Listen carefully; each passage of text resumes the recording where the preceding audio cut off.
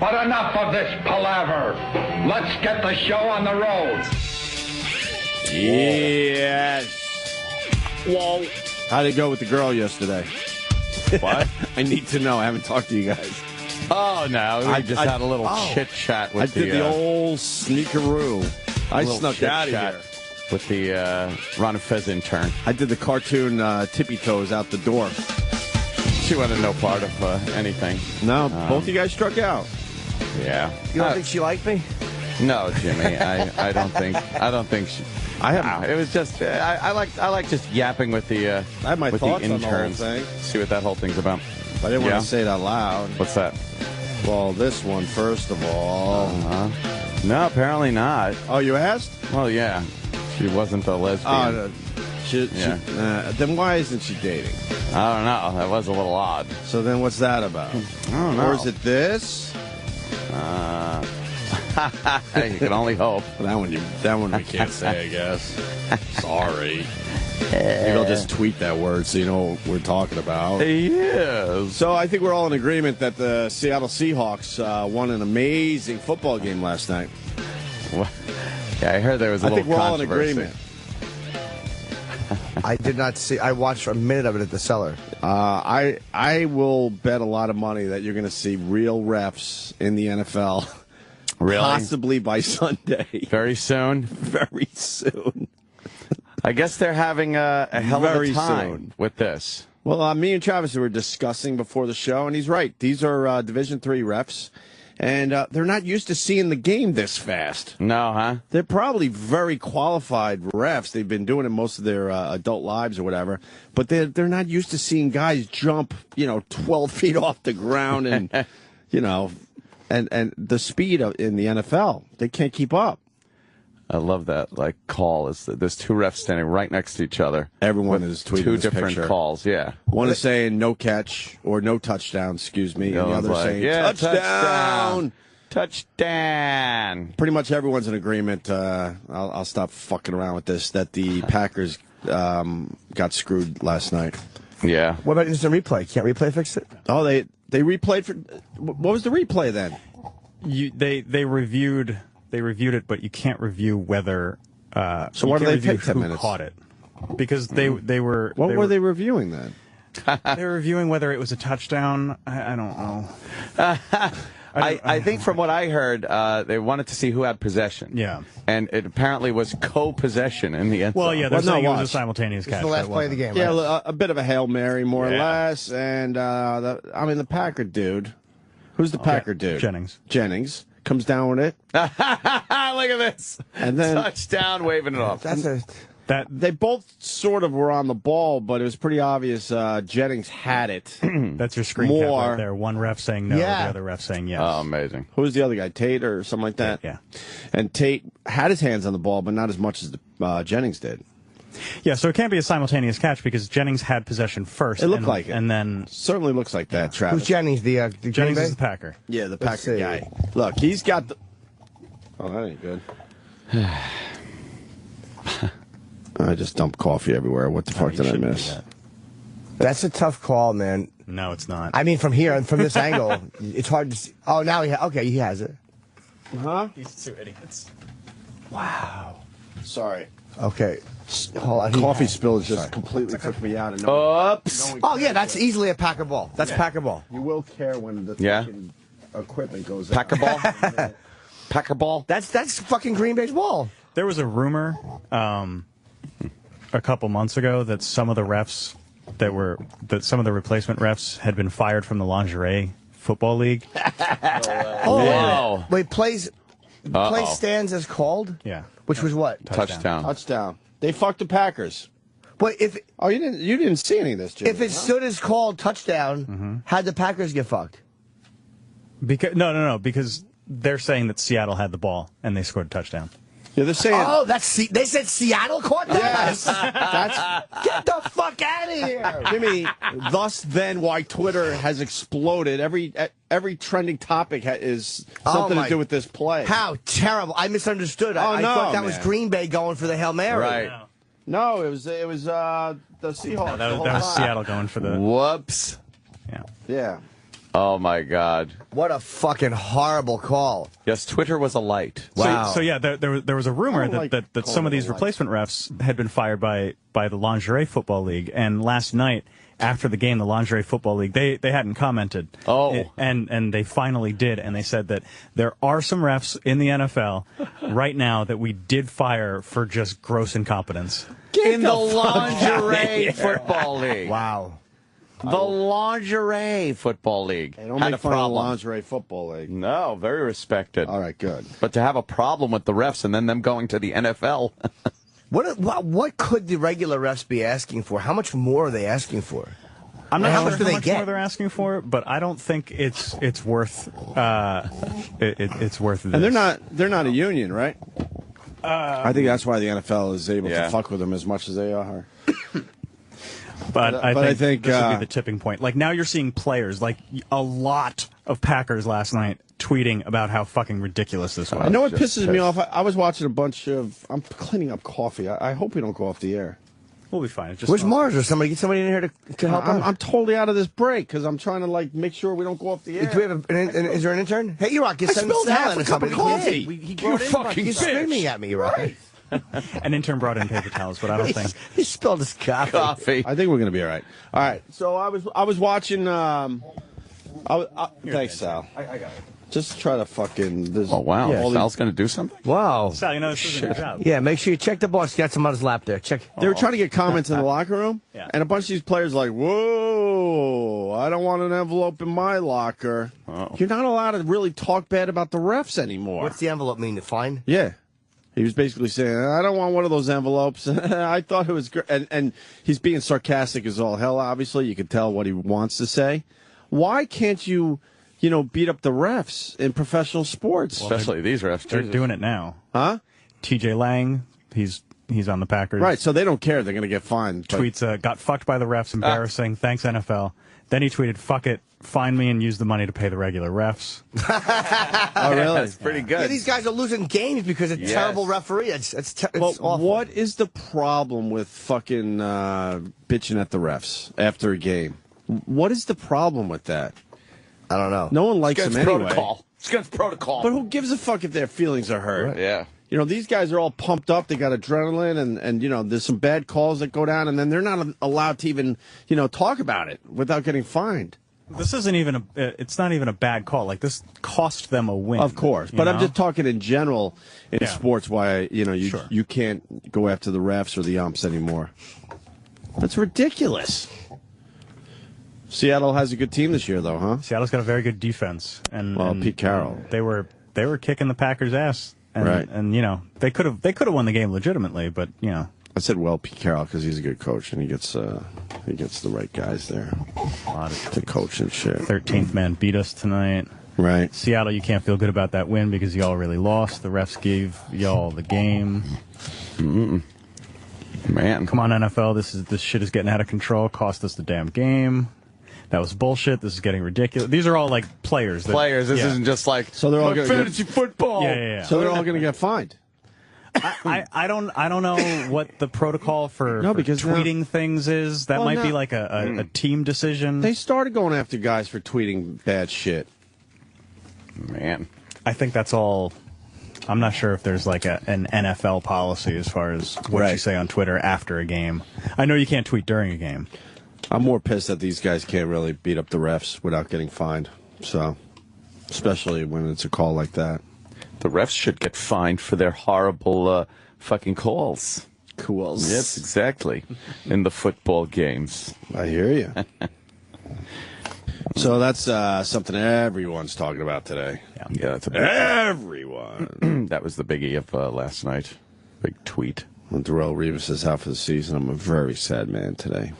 What's that? The ACL? Yeah, happened? the ACL. He's probably done with the Jets as well. Broke my now. knee, man. He's done for the fucking year. What does that mean for the Jets? It means our defense is going to be not as good.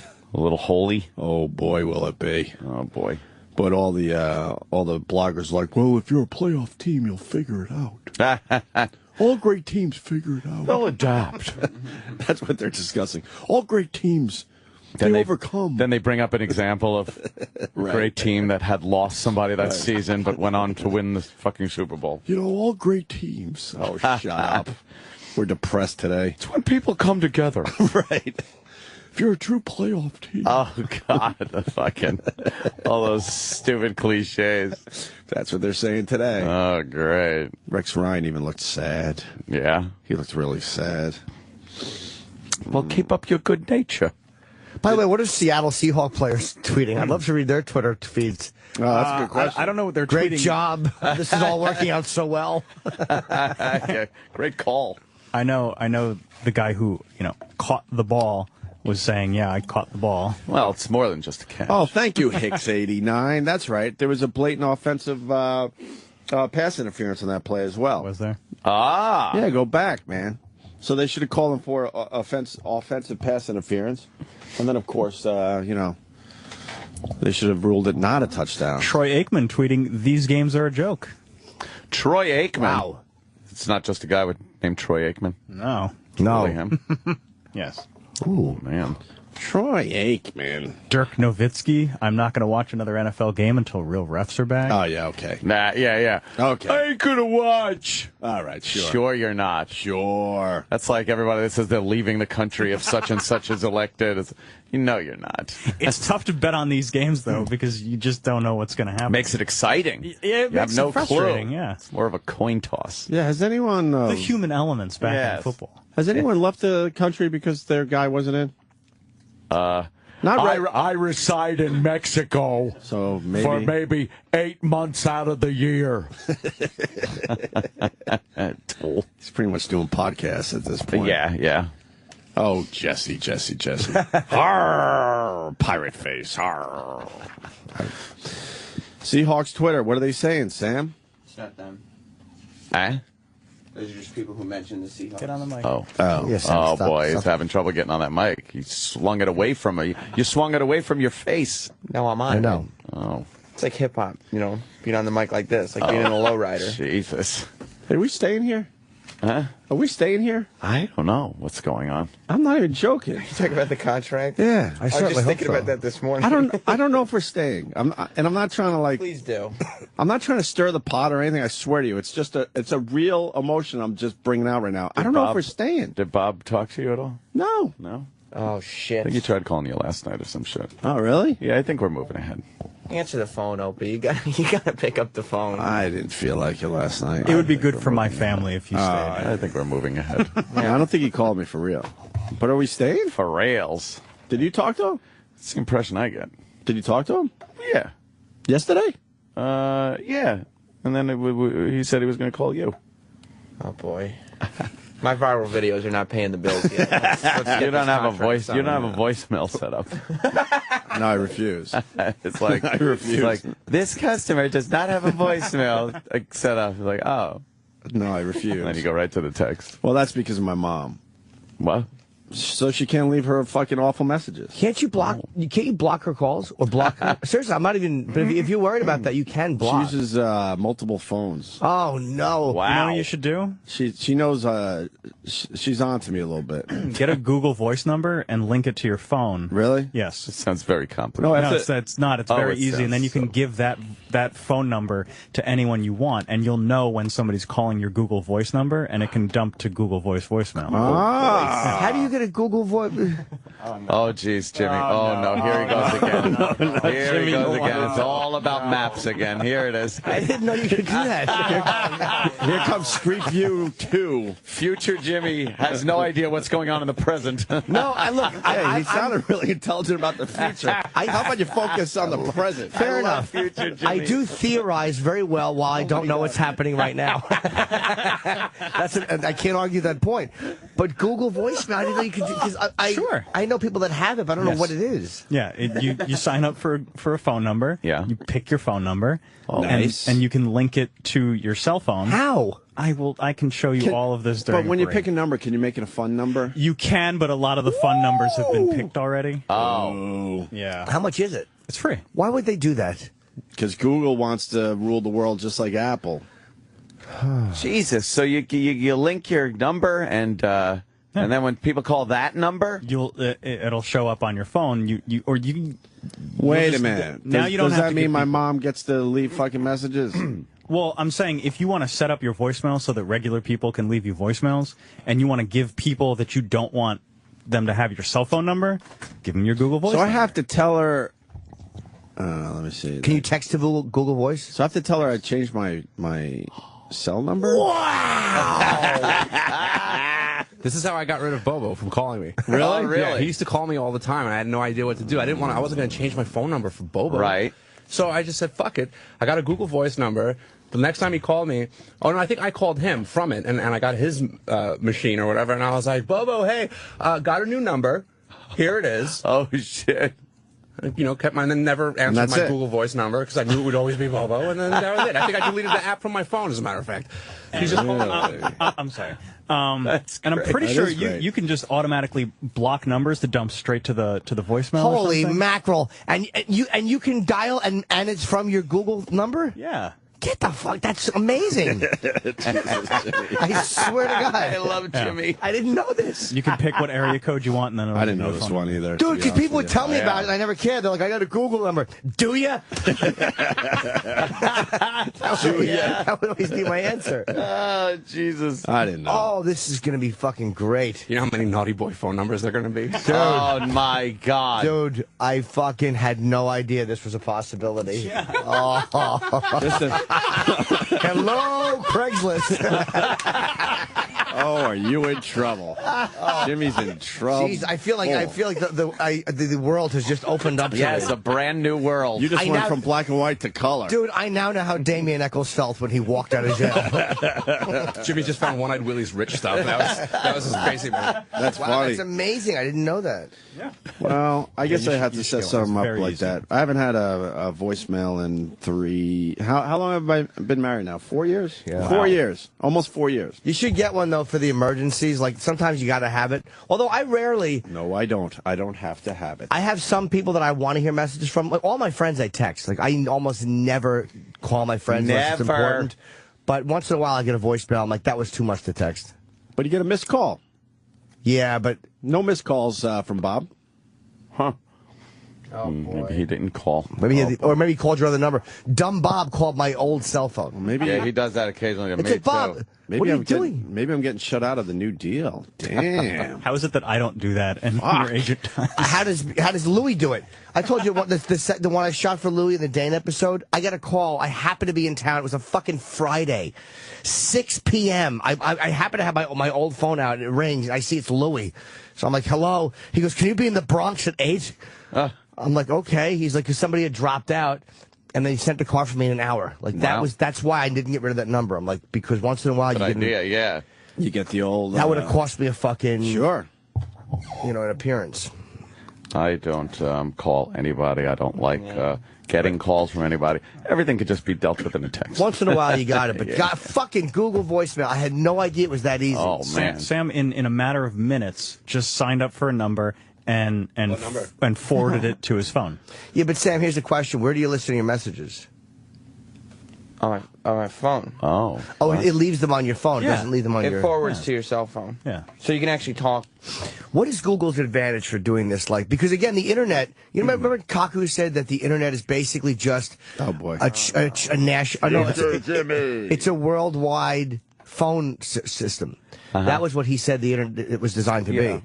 So this is kind of what it's supposed to be. Oh, man. But how does that advantage to Google? Like free Gmail, like how does that help them financially?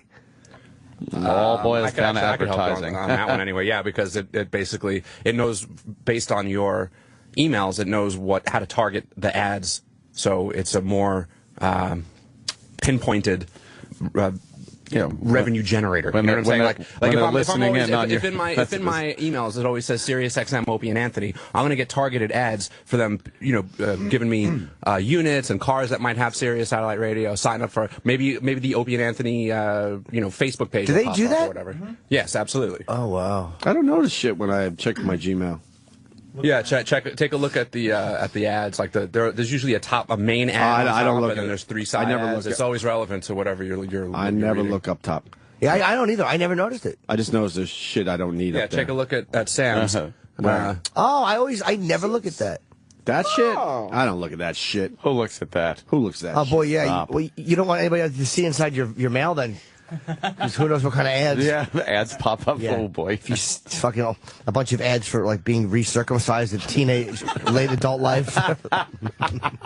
I have ads for suits and Indy cars. I feel like a man. Whoa. See, that means it's not working. You're not a suit guy. Exactly. Or an IndyCar guy. Or an IndyCar guy. Yeah. Yeah. The Indy car. If it was an ad for a radio school, I would go, that's perfect. He was probably sending a lot of emails about indie wrestlers suiting up.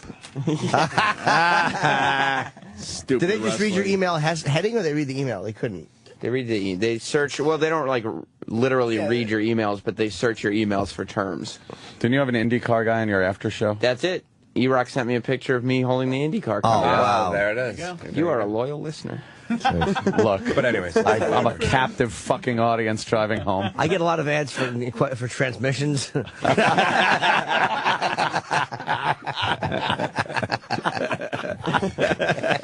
That's funny. That stupid Indy trophy. What the fuck was that? Some guy was walking by the studio with a giant IndyCar trophy, so I was like, I saw it on the way out. I couldn't be bothered by that thing. I got to do a show, though, so I was like, let's take a look at the trophy. Yeah. Was it heavy? It's about 40 pounds. Next time one of those guys comes in with a trophy, I'm taking it and I'm running with it. That's it. Just to see what would happen. Someone has to do it. Because they don't look I don't like, think you'd be thrown in jail. and they don't look like tough guys that bring them in here. No, they have white gloves on. They look like nerds. Yeah. They look like idiots. Just bully him out of his trophy. We've had the Stanley Cup in here a couple times, and man, we just got to grab it and run one day. Why not? I mean, I guess. They I'm know not in the going. end it's But a then goof. what if you have to, like, wait for the elevator? Well, that'd be awkward. Isn't there stairs? Yeah, there's stairs. I could do stairs. How many floors up are we? Only 38. You got to watch out. I could do it. Troy Kwan might join you in there and take down the elevator with you, and then beat you up once you get downstairs. On the street. That's it. You want to go? You want to get in the elevator? You want to go in the elevator? Go downstairs. I got invited into the elevator with Troy once. Did you? Nice. Oh, you got invited? Yeah. Nice. Oh, that's right. He wanted to kiss my lips. Oh. Troy and Danny used to hate each other. They once had a giant fight in the office, and everybody noticed. Do you guys still hate each other? No. That was a while back. That's pretty good. No, but I mean, you guys talking shit, or you just we talk. avoid each other? No, we're fine. Troy went up to him. He did the elevator line. That's right, Dan. He did the elevator thing, and then Danny was like, "What are you gonna do? What are we gonna fight? Or is that what we're gonna do? Yeah. You want to fight me?" And then Troy came up to him and got right in his face and said, "No, Danny, I don't want to fight you. I want to kiss you on the lips," and made like a fake kiss. And it's so weird. Troy has a shtick. Wait, when was Is this? that like an action movie guy? What is that about? It's a year or two ago. That's a yeah. little weird. It's weird, man. It's weird. But it was intimidating. But I'll tell you why Troy does that, because he probably is he probably has a propensity for violence, and he wants to that's his way of diffusing it without being violent towards Like somebody. Bugs Bunny? But if he kissed you on the lips, wouldn't you just openly laugh at the guy? Like, really? No, I'd open my mouth. Exactly. How do you laugh when you're cleaning cum off the front of your pants?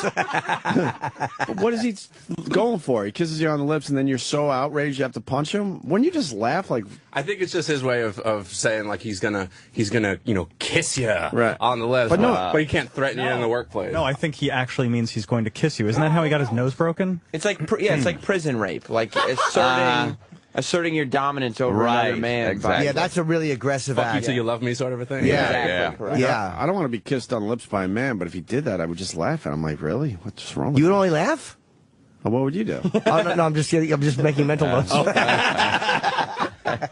But I wouldn't go like fucking caveman, like, oh, God. I'd be like, you're an idiot. If it was a friend, I would laugh it off. But if it was a guy doing that aggressively, Yeah. that's like being slapped in the face. That's not like being punched. It's like being slapped. I think if I didn't know the person, then it would be a different reaction. But if someone we work with, I'd be like, really, dude? But What's after up? a big argument, Yeah. I don't. like being like, "Fuck you, dude! I'll kill you! I'll do this to you!" I would just laugh. and then he kisses you on the mouth. I would start fucking laughing. I wish I could say Danny got the best of Troy that day. I would take my elbow and throw it up and block him and grab the back of his shoulder and pull him into my other elbow. Oh my God! Nice. I just saw the play in super slow mo. Fucking Tate actually Larry. right arm's not even on the ball. Oh, he only had one hand on the ball. He didn't catch. Did you see Oh that? man. Not in super slow motion, no. It looked, I couldn't believe that was a... Obviously, Jennings caught the ball, but then it sort of looked like Tate was on the ball, but then his whole right arm is off the ball. Yeah. He didn't catch the That's ball. terrible. No, it's so obvious now. At first, I wasn't really sure what I was looking at, but in slow mo. But they have to pick that shit up in regular speed. What's happening there? That's Revis. Oh boy. That's when he got injured. Ew, a star is torn, they say. Oh, how terrible, because it's ACL. An ACL, you never look good after you rip one of those things. It looks like it really hurts. It just looks painful. Yeah. Damn. In his knee or his foot? Knee. He's the best cornerback in the league by far. Broke his knee, man. Broke his knee, dude. Yeah, we'll be all right because we're a playoff contender, right, Rex Ryan? You find ways to win. We'll overcome. Find ways. All good teams do that. Team's not just one player. That's right, Travis. You got Tebow. What's happening with hockey? Nothing. A lot of players. And no are one gives a starting- fuck. No one A lot of players are starting to go. What the fuck is wrong with Bedman? overseas? Go overseas, What's huh? wrong with this idiot? Play the This isn't Siberian the League. time to lose all your momentum. You still need to get fucking people into the sport. You I know idiot. they canceled all preseason games for the rest of And the no month. one is talking about it. No one gives a fuck because the players they have options, Yeah, that's the problem. A lot of these guys- all of them can go overseas. and a bunch of these guys have a lot of respect for these other leagues. Sure, yeah. They're not just like, shitty leagues to them. That's the thing. Like with hockey, it's different than other sports in that there's other places to go and other respectable places to Very play. respectable. You know? Like if there's like a baseball strike, maybe you'll go to Japan, maybe. Right. But like, yeah, there's a lot of places in Europe. They go to Europe, man, and those leagues are pretty fucking hot. Some players just go to Europe and they can play in the NHL. Right. Jesus. Yeah, No so- one cares. No one's talking cares about this. That's what I'm talking Yeah. about. Fucking Bedman did not figure this one out. He didn't read this one right because this will hurt in the end. No one's even talking about it. So yeah, I don't care. Whatever. Mo. What else going on? Can I say something really depressing I just saw What happened? about Sherman Hemsley? What happened? Yeah. He killed himself? No. He died of lung cancer. I don't remember him being a smoker, but I guess he was. His body's on ice in this funeral home because there's, of course, a dispute over the will. Oh my God. He had a beloved friend and manager, Flora Enchington, and I think I met her, and I think that was the person he always referred girl? you to. I don't remember her name, her face, but I know I had spoken to her back when I would talk to him occasionally. And now there's a guy who says his half-brother and the will's a fraud. But it says the case was headed before a judge on Monday and could be settled as early as next week. His estate was reported to be worth more than $50,000. Whoa. They're fighting over $50,000 and his stupid body's on ice over this? It's Sherman. That's disgusting. He's one of the most And why- iconic guys in TV history. Why my can't they God. put him to rest and then deal with this shit? Why do they have to keep the body? How does he only have $50,000? Dude, I guess back then the syndication money They're wasn't. fighting over $50,000? Yeah. Oh boy. I mean, that's a lot of cash if you have none, but it's for Sherman Hemsley to only be worth. He's a TV You legend. forget that these giant contracts didn't exist. Like, Right. Same thing with sports players. Like a lot of these old players, you read all the time how they've got to Baroque. sell their rings, do these, signings every weekend just to make money because they didn't make millions of dollars when they were playing. Like DVD rights they don't have. yeah. I think Hollywood's disgusting. Yeah. Why can't you bring some of these guys up that obviously got fucked because these deals weren't in place yet? How do you allow someone like him to only have $50,000 when he dies? He was a fucking legend. But at the time, he wasn't getting fucked.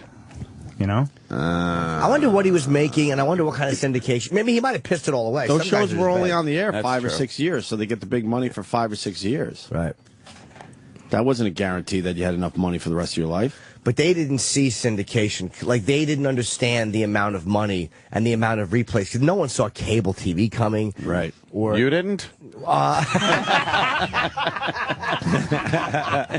Out of everyone in the room, you certainly should have saw it coming. Young Jimmy just spouting to his friends about cable television. I said when I was young, I said, someday there will only be one channel. And then his friend shows him the guide, and Jim's like, "You can do that? What?" Yeah, I really, I will admit the inconsistencies. That's funny. President Jim is a zilch. Jim of the future knows all. Oh, Jim of the future rules. But Jim in the present, not so much. Wow, that's fucked up. 50 grand. But yeah, why do you think they keep him on ice? Like, I bury don't the know. fucking guy. Who cares? Yeah, you got to at least bury the guy. Maybe there's even a dispute over the money to bury him. Maybe. Oh, that would suck. Maybe there's a dispute over what to do. What to do? Like, I mean, But who's the scumbag where that's to fighting bury him? this? His Yeah. stepbrother or something, you Yeah, said? it's a half-brother from Philly who just kind of said the will was done 6 weeks before he died. How desperate is that guy that he's fighting over 50 G's? I know. Jefferson, you shouldn't yell at your mammy like that. Your mammy. Did he say that? Yeah. Fucking Archie. How great was Mother Jefferson? Oh. Who you calling mammy? That's sad. That is.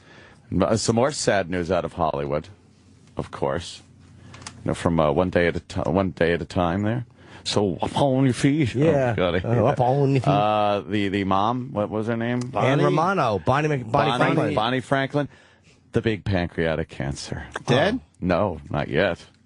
That's a bad one. What are signs of pancreatic cancer? That's a rough one, right? The Grim Reaper tapping his toe at your fucking foot of your bed, looking at his watch. That's a bad one. Sorry, Bonnie Franklin. That's weird. No. Yeah. Shouldn't the drug addict go first? You would think, right? If there was a God sorting this shit Schneider's still alive? out? Schneider. Yeah. Was there controversy back then with his cigarettes rolled up in his sleeve? Is there a smoking message there? And the cigarettes rolled up. No I controversy. just think he looks cool. Oh, he looked so cool. That's when you got away with shit. You Yeah. didn't live as long, but you got away with shit. Poor Bonnie Franklin. She's going to undergo some type of treatment. I don't know. That Cancer Peggy on that fucking Cancer Institute place on those commercials where she's like, and the doctor told me like he was telling me to go to the store. Brr. And she's still alive. Oh, good. Good Jesus. for her. But Cancer Peggy. She has a fucking commercial now where she's riding a horse. How do you tell someone to go to the store like that depressingly? Yeah. Could you go and pick up some milk? You know, Oh, milk. I just checked my Twitter. We just have idiots. Yes. You know, we some only have people- idiots. He writes, some people think 50,000 is a lot of money. Oh, my God. You are the dumbest person alive. Miss the point guy. That's miss the point guy. That is assumed right off the bat. I know that. We're talking about a huge TV star. If you're a huge TV star nowadays, you're worth $10-20 million. Yeah, minimum. You should have had more money, regardless of How how do you not feel. fucking pick up on our discussion, you idiot? Regardless of how you feel about $50,000, when you think of people in Hollywood, they should have more than $50,000. Right. We said it's a lot of money for like if someone doesn't have any money, that's a lot of money. But in comparison with what other network stars of that magnitude That and that ilk. legendary, I almost said ilk and I switched directions. I was hoping you For would. the stepbrother, he's fighting over the 50,000. Sure, that's a lot of money for him. But our point was he's worth 50,000. That's Yeah. what we were wrapping our heads around. Our point was that we spit at $50,000. Yes. Yeah. They're fighting over what I wipe my hiney with. What, a cock?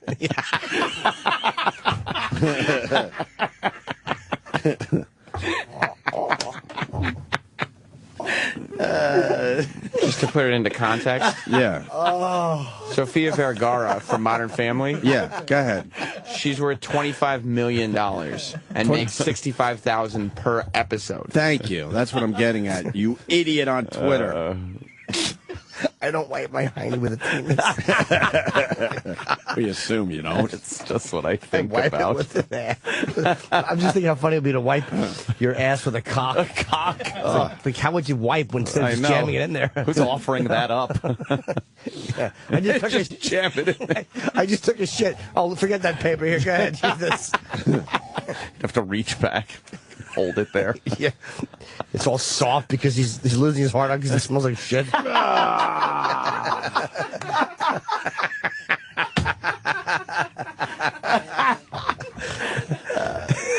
Terrible image. I know. The poor guy just standing there with his fucking pubes getting shit in it.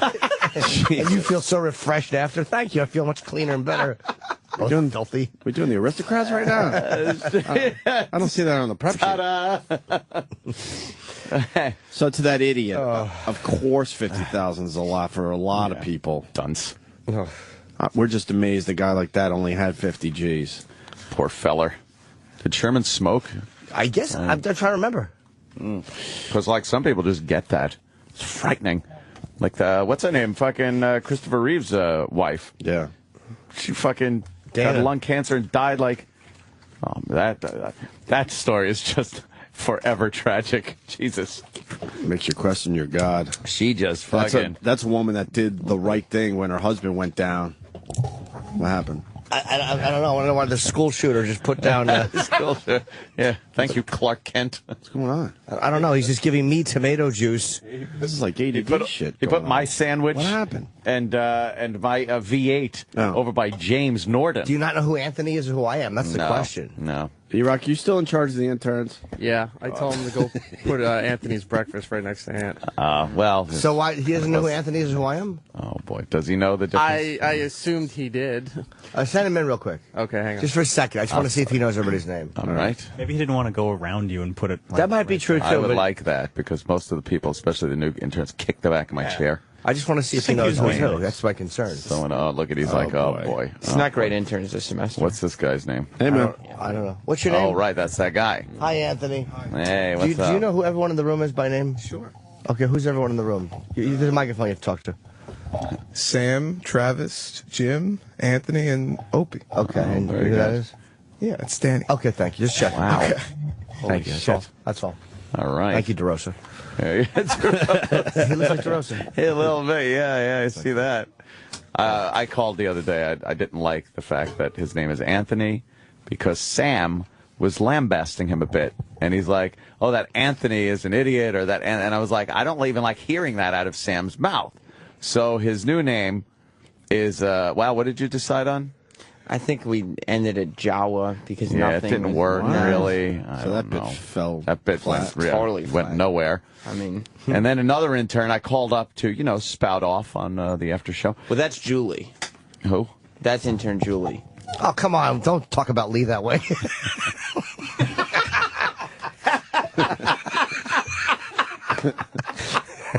It's just inappropriate. It's Yom Kippur, for Pete's sake. Intern Julie. A guy? Yeah. Yeah, that's what I heard on the phone. Well, I called up and I said, hey, it's Anthony from the Opie and Anthony show. Could you put me through? And I hear like silence. And I'm like, don't try to figure this out. don't. And I go, and don't hang up on me. I go, it's Anthony. Put me through. Click. I called Really? back. I'm like, hello. What's your name? Where you from? I'm like, hey, fuck. Put me fucking through. It's Anthony from the Opie and Anthony. Just don't fuck me over here. God damn it. I got something to say. Did he put you through? Yes. Eventually. Eventually, yeah. I bet you Sam told him to hang up. Sam probably just did like the slash. Oh, yeah, I went like, nah, fuck that guy. No, I always pick up Anthony's Jesus. calls. And quite frankly, I would have liked the extra couple minutes with him if he hadn't hung up on him the first time. Exactly. I had something to say. It was getting toward the end of the show. I was trying to talk about fucking Nicole having the threesome. She doesn't say that on our show. Of course not. No. But on the after show, she's talking about how she's fucking her and her husband and some chick. What? And they're fucking, they're having sex, but then she said that she's got a rule that the husband can't have, like, intercourse with the other girl. He'd get a blowjob. Right. They fucking lick pussy, things like that. Oh, that and then marriage is doomed. he could fuck her as the other girl watches, but no fucking. And I just had to say, look, from experience, he's fucked her. Especially when you look at someone like Nicole, that is known to tip a few back. She's probably passed out at some point. And what do you think? They just sit there and go, hey, what do you want to do? While she's passed out? They're fucking. I've done it. I couldn't wait for my wife to pass out so I could fuck the new girl. So why don't we get her in here? Because she won't talk about it on our show. Why? Well, she's going to talk about it today. After show is a safe place. Is it? Yep. That's how people feel. They feel it's a safe place. In between plugging your viral videos? I don't need to plug. It's taken on a life of its own. How many miles? I mean, how many views? 900,000. Oh, wow. It's really good. Wow. It's doing real well. It's crazy. Won't help you, but good. Negative, guys. I'm reading the paper. Good luck to you. Yeah. Well, we'll get her in here. We got to talk about this. Yeah, at some She's point. banged up. Her partying is has escalated, huh?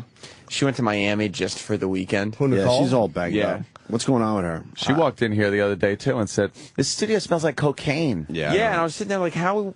What? Why would anybody Yeah. announce? Like, I don't do cocaine. I don't know what it smells like. Someone Yeah. said that. Someone else said that came in the studio. Probably another cokehead. Said it smelled like coke. Yeah, really? You have to have done coke to know what coke smells You have like. to have it in your nostrils to Yes, say that. it's got to be in your nose. What smells like coke? Oh, my nose hairs. I don't know. Yeah. Should we take a break? Is food here yet? Oh, yeah. I don't even think did we Jimmy's did. food get here? Did we do anything this hour? Certainly. Not really, huh? Yeah, you got. You hit the NFL. Yeah. Talked about your contract. NHL strike. Yeah. good. Cancer. Nice. And Nicole. Nice. Plus 50 the grand interns. is 50 grand is nothing. 50 grand is bullshit. Nice. I mean, you hit a lot of topics. You hit about yeah. 4 hours worth of topics. Crazy. We should go home. What are you saying, Erock? I'm saying I don't have a food order from you. Every day I get the same thing. Oh, my God. Oh, shit. I get scrambled egg whites every day. Every day. Oh, I Eric. had no idea. What do you mean? I fucking eat every day. I don't get your food usually, so I'm covering it today. I didn't know that you got eggs. That's I'll send why somebody Kenny home now. Well, then needs how to come be so- here every why didn't someone single ask? day. Like, why didn't someone ask? You know he eats every day, right? Every day I get the same. Like, Regardless of knowing that what he gets or doesn't get. You know he eats something every day. every single day, Kenny brings in. Yes, I do. It's the body's Erock, gasoline. are you assuming that he's not eating this morning because he didn't put in a food order? Yeah. No, I am not. I know Anthony's order is usually done when the show about me. starts, but I didn't know that you ordered food ahead of time as well. It's just I Kenny thought just you gets ordered me- during the first break. I don't Wait, even why? order. He's always eating before the first break, though. Yeah, like and we take our break. Is that a one-way glass? Can we just see you? Every day it's the same. Is that Kenny what's does the happening same there? thing. Do you just see a reflection of yourself? Do you pick up on anything? A lot of times Jimmy gets Holy chows during the first hour Yeah, as soon as that food comes. Yes. But it's not like it's once in a while. It's No. every It's literally day. every day that I'm sitting here. Same time. Yeah. Every day. Same thing. There's times I'll turn off your mic so you can enjoy your food Yeah. without the listeners hearing Or it. I'll put it up in the air. Like a lot of times, if you open and talking for a few minutes towards the end of the first hour, Yeah. my mic is up in the air. You're and I'm fucking eating. shouting. Sam, you think Erock picks up on things? He's not an observant guy, no. Oh, my God. I've never met a less observant person. That's scary. 'Cause, I mean, Erock. it's been years. Years have gone by. What were you thinking? You know he eats. Every day. I wasn't thinking anything. I was Exactly. Oh, boy. Wowie kazowie. Are you going to stress eat now, Erock? No. Oh. So where's the intern? Can I place my order? Or is he? Tell me what you want. I'll have him run down right now. Oh, hey, he's going to do you a just favor. like that. Oh, Hey, Erock. he's going to do you a favor. Hey. Now look what he does for you. I'm run down right now. I'll order for the whole table. Yeah. Yeah, I'm I'm going to running. get a bad tattoo.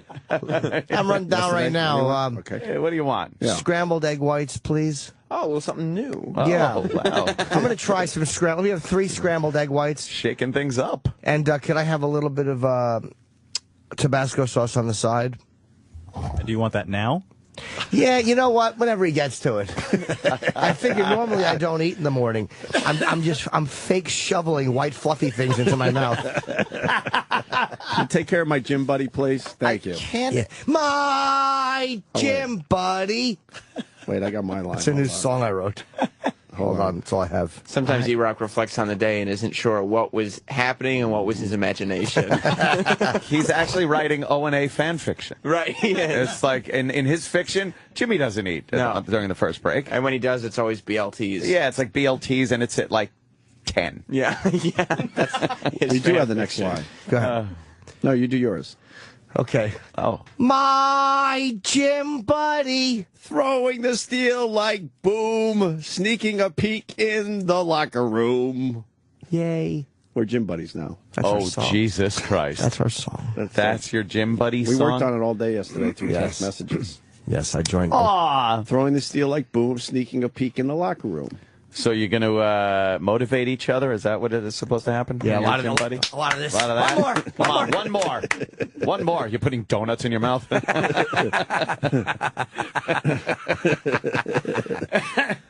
We got a break now, I think. When are you going to eat? Yeah. Hey, can I get some coffee today? Is that asking too much? Don't Erock, overstress comment? things. Can I get a coffee, Erock? Sure. Why are you mad at me? I didn't do shit. I'm not mad at you. Well, you did mention that he might be the least observant person you've Well, ever it's a little weird. It is. But then he gets mad for me picking up on weird shit. I'm just stunned that, there isn't much that needs to be done during that first break. You got your food? I got mines. Fuck all y'all. Now, are you going to wait to eat until Jim gets his? No. Oh. Hell. Wait, I don't have food either, I just noticed. Hey, what I happened? was told you want either yogurt or cereal during the first break. Nope, not true. Okay. Holy would you like shit, where's today? my food? You get nothing either. What would you like? Why does Anthony get his food and then me and Jimmy, who eat at the exact same time every day, don't have food? Anthony shoots people. It happens. Because your food is in the fridge in the back and in the cabinets there. Why would you have the guy bring it out? Yeah, where's my food? Oh, Because man. there's a bunch of different cereals. I was going to ask him during What the if first I break which one wanted he wanted. oatmeal today? What if he wanted to mix and match? I eat oatmeal sometimes. What if he wanted fluffy eggs like some of us? And What if you want to there eat before are the times- first break is over? There are times I eat some egg whites. We're going to eat during the next break, and people are going to be pissed. Whose fault is that? T-Rock. Oh. Wow, I just looked to my right. There's no food for me either. Look, it's sad over there. Should Eric do the show while you guys are eating? That's not a bad idea. Oh, man. I mean, if you guys are going to be distracted by eating, What? the least we could do is maybe have the virus come up with a punchline. Oh, my God. You know what? That could work. That's a great point, Sam. We missed a fucking great line when we were railing on Erock about how his wife watches football. She's a Giants fan, and she watches the football, and she's got the jersey and everything. It's like somebody tweeted something to the effect of they both wear giant jerseys. Fucking hilarious.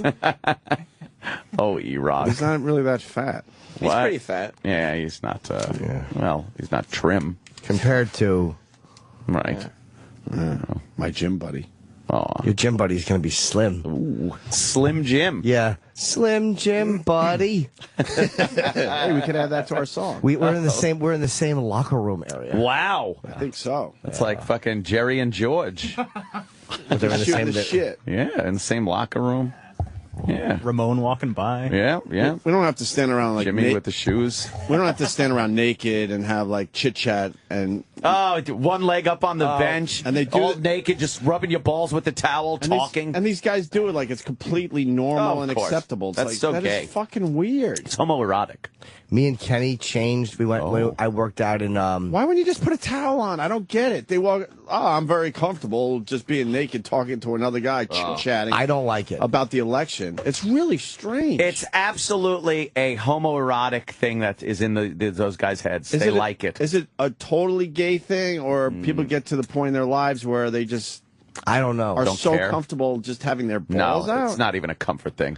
That's something that is It like. is weird, man. It's a You very, see it a lot too. Me and Kenny were changed together because we went to this Lifestyles gym in Columbus. Lifestyle. And I know. But we had to go to the family locker room because we weren't members. We just had a day pass. Oh, sure. And they gave us lockers right next to each other. no.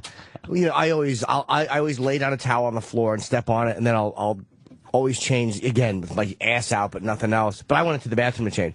But Kenny, I could see he had a long shirt on, but I could just see his pale white legs, and I'm like, you don't want to see that. I don't want to see Kenny naked in his big tighty whities. Oh my God. Shit, I got thrown out of that place. Family locker room. They're like, you can't film in here, Mr. Hoggis. I said, I'm making a documentary. Mr. Hoggis. No smartphones. Yeah, that's just that's the weirdest thing. It's like one fucking. It's strange. Guy yapping. They put his foot up, just bent over. Ugh. Stop. Yeah, I don't get it. But I see it enough where I is it like just accepted or is it totally a gay thing? I don't know, man. It could be both. It could be depending on the guy. A lot of guys, honestly, I know older are not guys don't shocked give by a it. fuck. They're all the fucking bag hanging down to their knees. Yeah, Athletes, most athletes probably don't care. Because they've been doing it for so many years. It's like, if you're like just a regular athlete and you've been fucking involved in sports, it's not weird for you to shower. You don't give a fuck probably after a certain point. There are towels everywhere. That's why I find it strange. Yeah. It's like the athlete. You could get a towel in a second. In a second, it would be like no effort at all. No need. I don't know. Whatever. Yeah, whatever you're into. What are you gonna do? Fuck. What do you want to talk about next? Oh. Well. Obama on The View. Oh. Did we have was there a lot of stuff shut down yesterday? I know one part where we were up in our area was very, very congested, and I think that's probably why. Oh, yeah, we're very close to The View where they taped that shit. We live like 4 blocks. Very close. Obama and Romney in town today. What's Romney that doing? Should be a fucking treat. No, it shouldn't. That's a lot of traffic. The United Nations General Assembly is... it took me so long to just get off this fucking island yesterday. Holy mackerel! I had to go up. I had to go to the Queensboro Bridge, and even like getting there was crazy. They shut down the streets. They put the cones in the middle of like 57th, so they could just go zip in and out with the cop cars and everything. Oh, it's a pain in the ass. I don't understand how they treat these world leaders better than us, and they fucking hate our country. Yeah. So if they hate our country, at least let them deal with the bullshit we deal with. Yeah. Don't make it easier for them. They certainly do. Convoys all over the place of SUVs, black SUVs with lights on them. Guys in there with machine guns. It's nuts. Was Ahmadinejad staying? I love the outrage over him. Warwick? Every time he's here. Is he really definitely? That's right over there. Yeah, he's definitely staying there. 6th Avenue, I think. Yeah. I've heard he is, yeah. We pass by that every day. There's big police barricades around it. Yep. Wow, he's enjoying the comforts of New York City, but he hates us. That's so weird to me. That'd be a good picture. And who has to protect us? Should have put him up at the Carter. That would have been good. Who protects him? NYPD mostly? His own He's got people his and own Secret guys. Service. And, yeah, they all do. We all do. He was on Piers Morgan yesterday. Piers. Did you see that interview? No, I just doesn't believe that the Holocaust happened, or he wants to research it or something. Research it. It needs more research, really. Does it? Doesn't think you're born gay. What does he think? You become gay. You turn gay? Yeah. Yeah, because you're into disgusting shit or something like that, he said. And then, what was the other point he made? He's never seen those fucking he loves kids, humanity. How does he? Yes. That's how the interview ended. Can I tell you what I like about He loves Ahmadinejad? humanity. Oh. At least he says it. He hates Israel. And he hates Jews, but at least he says it. Like, at least he's a guy. He's more honest than most of our politicians. As much of a cocksucker as he is. He was talking about how there are Jews in Iran. How weird is that to be Jewish in Iran? And he says he knows, and they'll marry Christians and Muslims, and he doesn't have a problem with that. He said that last night. He just But doesn't imagine like being what? Jewish in Iran. That's got to be a scary life. Oh, yeah. Knowing the main guy hates your guts. What, does he just hate Israel? It was a tough Really, interview. Jews? It was a tough interview because they had the translator. Sure. Which makes it really strange. I'm never quite convinced that they're really giving you the whole quote and story. Sure. Yeah. We got some clips from that? Some short clips? Piers. Yeah, there's talking about homosexuality being ugly, the Iran Jews. See, I told you. Yeah, I would love to hear a little bit of that Jews. because... all right, that's a good thing we can talk about He's next. basically trying to tell Piers he loves everybody. last night. What a guy. He's highly intelligent, this guy. course he is, But there is a huge but. He's very misinformed for whatever reason. But you can tell he's very intelligent. He said something in the interview. I'm going to read the quote real quick because it's like people have said that he's crazy and he's this, that. He doesn't come across crazy, man. He doesn't come across crazy. He's not crazy. Okay. He's appeasing the mullahs in Iran and these religious, truly fanatic. No, the money, the mullahs. Is Erock getting our breakfast? Because we're trying to stall here. Does everyone realize this? Where is the intern? Oh my God. Erock, where's the intern? Right here with your breakfast. He's walking. Okay, thank you, buddy. Thank you. And mine too? You never gave me an official order. You said I might want oatmeal, and then you never told me what you wanted. Wow, you really do hate me. Opie. I've been wanting this for a while. It's obvious. You really do hate me. Oh, boy. Pass through Here comes Jimmy's breakfast. Thank you very much, buddy. Morning, Mr. Breakfast.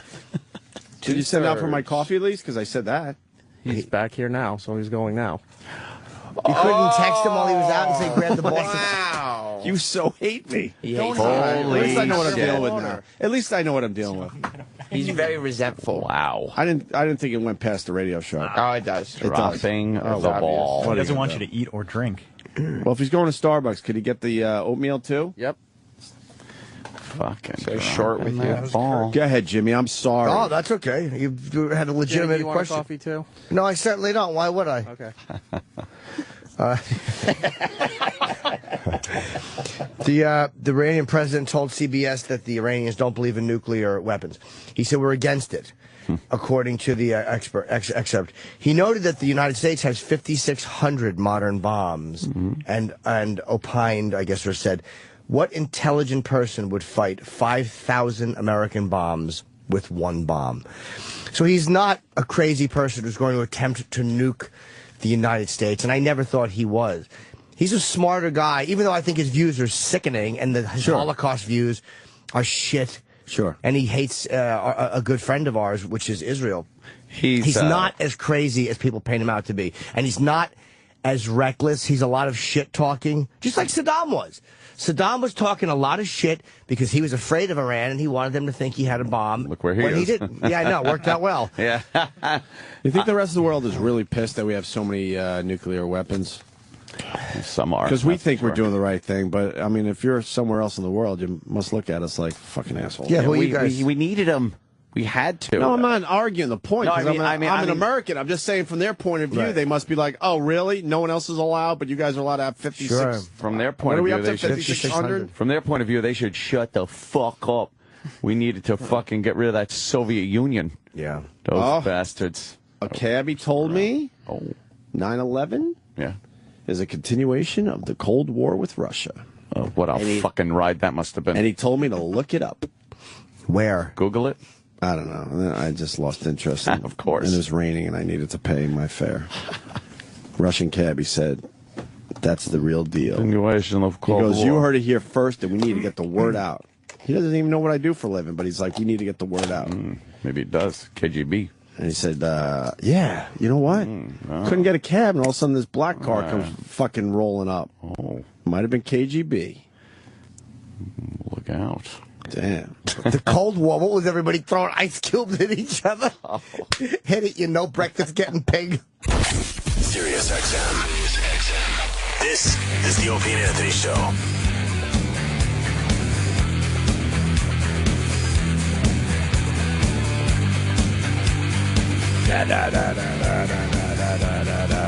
We're back, I guess, huh? I'm supposed to go to traffic court today, and I can't make it. I don't know what that means. You're going to have a warrant out for my arrest? Why do you have to go to traffic court? I postponed it until now. And if all of a sudden when you postpone something, it turns up. What happened? This is that speeding ticket I got from that MTA cop on the expressway. Shit. You're fighting it? Well, yeah, I was going to go in and, just kind of say, hey, what do I owe you to not have points on my license? Was that basically what you could say? That's my strategy usually, is go in there, pay through the nose, and... you love using money to make everything go away, don't you? Boy, do I ever. It's not a bad strategy if you have it. If you can use that strategy, I highly recommend it. Especially for points. I just don't like having points on my life. You pull out your wallet? Let's take care of this right here. In Brainerd. I know. I didn't want to say Brainerd because you're not in Brainerd, but that's what I was going for. It's my tags. Yeah, my tags.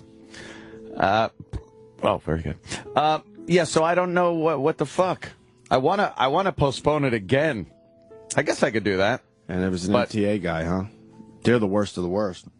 Yeah, I didn't even think he could give me a ticket. That's why I flew past him. I saw MTA on his car. I'm like, haha, shut the fuck up. Wow, I blow past him and then, woo! What, do they have jurisdiction around the tolls? Everywhere. Everywhere? Who Yep. gave them that? After 9/11, MTA, because it's not bridge and tunnel, it's MTA. Right. It's different. See, and I was confused at the time. I'm just like, oh, he can't pull me over. You know they control the city, right? Oh, yeah. In and out. Those are the guys. They kind of scare me, actually, because they absolutely control the city. Yeah. They do whatever the fuck they want, and our mayor can't do anything about it. Yeah. MTA. They're raising Despicable. They're raising the tolls again on, which one there? Verrazano? Was it the Verrazano? I think it is. From 13 to 15? They're fucking disgusting. $13 to $6,000 at crossing. It's amazing. They want to go from 13 to 15, and I think they just got 13 not that long ago. Disgusting, Not long ago. man. Is that one way? Yeah. It's a one-way... Only one-way toll, right? I'm sure people are sick of me talking like this, but I do look out for the middle class. Oh. And I know I could afford that, but it's not about me. I imagine the average person trying to make a living. How are they supposed to just pay $15 a day? They need that bridge to get to their jobs. Crazy money. That's $75 a week just to go to work. And then when you get in the city, you got to find a parking garage. You can't park on the street anymore all day for the most part. Some people could figure that shit out. And then you got the gas, obviously. Yeah. And then a lot of these guys are paying more than just the one toll. I don't know. I don't understand how logically the MTA people sit around and go, yeah, no, middle class could afford this. What's the mayor They're trying basically saying, fuck the middle class. They don't give a fuck. He's forcing you to use mass transit. The way he's forcing you to eat better. Jimmy, I agree, but he has nothing to do with the MTA. Even if you went to the MTA and said, look, enough's enough, they would laugh at him. Right. They really would. They completely control this shit. This has nothing to do with the mayor. It really has nothing. But $15. That's a lot of fucking money. With all the bills people pay, now it's like, oh, $75 a week. Really? Just to cross a bridge. Yeah, that's a lot of goddamn money right there. It's unbelievable. Well, you pay taxes living there. Like, how does that not fix it? It's I can't even comprehend it. Yeah. I can't even comprehend it. The MTA is probably the most incompetent and disgusting fucking organization in the city. Port Authority's not great either, but... And then we have just average shit. You go to another city and their stuff's way better. Yeah. And they kill us at the tolls, and we just have average shit. Average roads, average fucking trains. Yeah, it's average bridges for the most part. There's always construction. There's always something going on. Yeah. But anyway, you're going to traffic court. That. Huh? Oh yeah. I don't why? I don't know what to. Well, I can't now. I got something else to do, but I can't go, and now I don't know what to do. I guess I got to call them or something. Hey, what do you have to do that's more important than making sure you take care of your ticket? Well, I made an appointment to have my hair did. My hair did. And it's at the same time. You're kidding. That's the best answer ever. It's well, you know. You're blowing off traffic court to get your hair did. Yeah, because I have plans for tonight, you know. And what's going on so tonight? I need my haircut. No, I'm just going out. Deeper and deeper. No, I'm just going out. I'm going out, and I need my. I can't have my fucking mullet anymore. Yeah, I gotta fucking, you know. So you're blowing off traffic court. Well, I have to get arrested. No, I can't get arrested. I think I'm in trouble too because I found a pile of mail. I had to fill out the questionnaire for jury duty. What is that? The first step, really? Yeah, I just want to see where you are. And I found this pile of mail for real, and it's from June. So I'm like, and they're like, you have to fill this out immediately and get it back to us. Yeah. So I did the old ripperoo. That's how I make things go away. Yeah. I just rip stuff up and throw it away. I figure they'll have to send me another one. Yeah, they will. Can someone go in my stead? Can someone go for me? Have a little lawyer guy or something. One of those sweaty lawyer guys. Can I just fucking pay somebody from here to go? Who wants to go to fucking traffic court for me? How much you paying? I don't know. I'd love to go for you. Oh, yeah. I'd be arrested for rape. Yeah, no. Me and Jimmy will go down and represent. Yeah, we're gonna get our suits on. We need what's the name of our law firm? Oh, it's got to be kind of catchy. Gregorio and Chipperson. Chip is just jailed for contempt constantly. You think they would take that law firm seriously? Gregorio and Chipperson, yeah. That sounds kind of, ethnic. Yeah. Got to take the ethnic seriously, right? Our client says, fuck the police. Jesus Christ. I am amazed you're blowing off traffic court to get your hair did. Well, it's not so much for the haircut, You're but priceless, I man. need the haircut because, going out. I got fucking shit to do. This guy's thanking. Can't have a mullet. This guy's thanking me. $1 bill, Staten Island to Long Island every day. Opie, thanks. Yeah, but I'm just talking shit too. There's nothing we can do. Nothing. Because I was having visions. How do we turn this shit around? Never. You're done. I would imagine there's groups that are getting together because they've had it. Yeah. With how much it costs to commute in and around the city. It's fucking maddening. But then you're part of this group. Then what are they able to do and accomplish? Mm-hmm. This MTA, man, they're scary. I'm telling you. You see the guns they fucking have? They got some shit. I don't know. My grandfather was a head engineer on the Verrazano Bridge when it was built. Verrazano's what? That's Brooklyn to... Yeah, to Staten Island. Staten Island, is that one? Okay. My mother used to say rarely that's down an that arrow. way. She couldn't say it right. He made $12,000 per year. That bridge has been paid for years. Of course it has.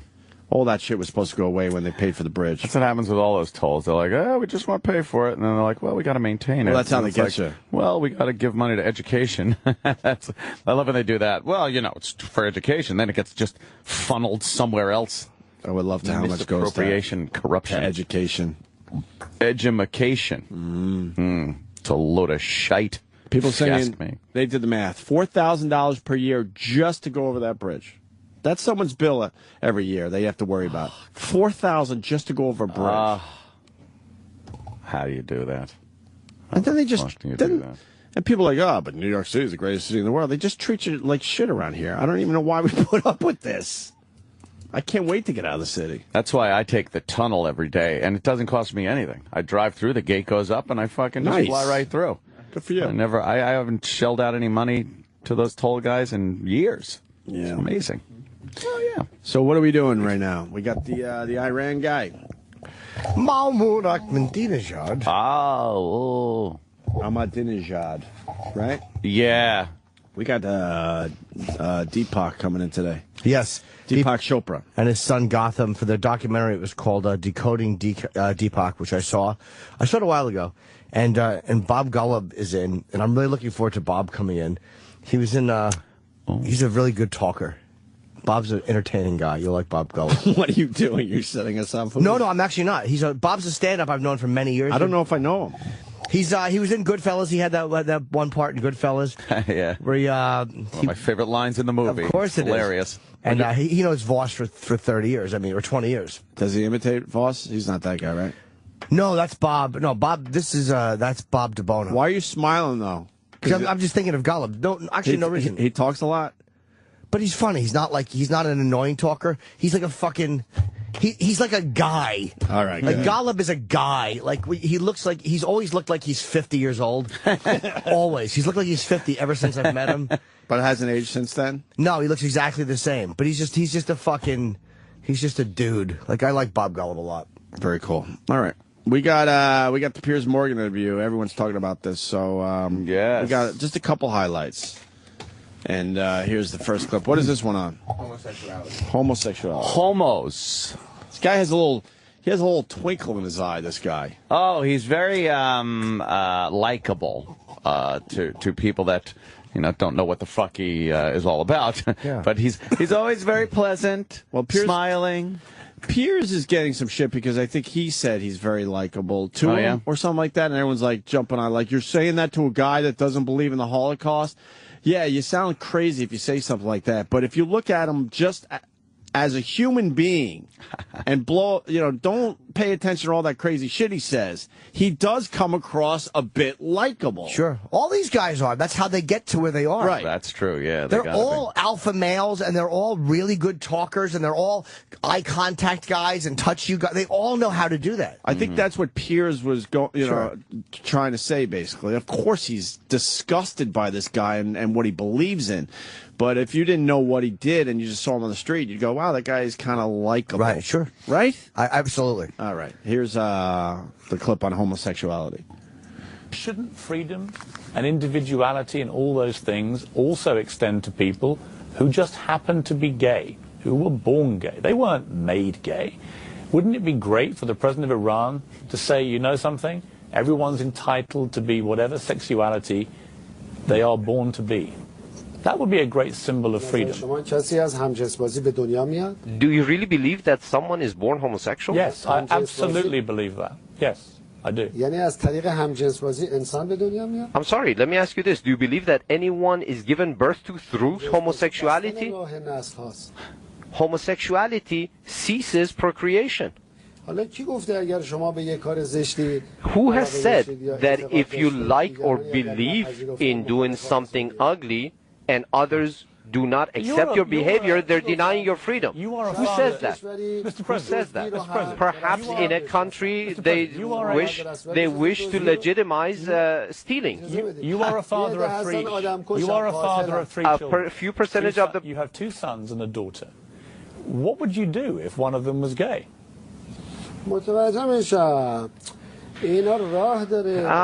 These things have different ways. The proper education must be given. The education system must be revamped. The political system must be revamped.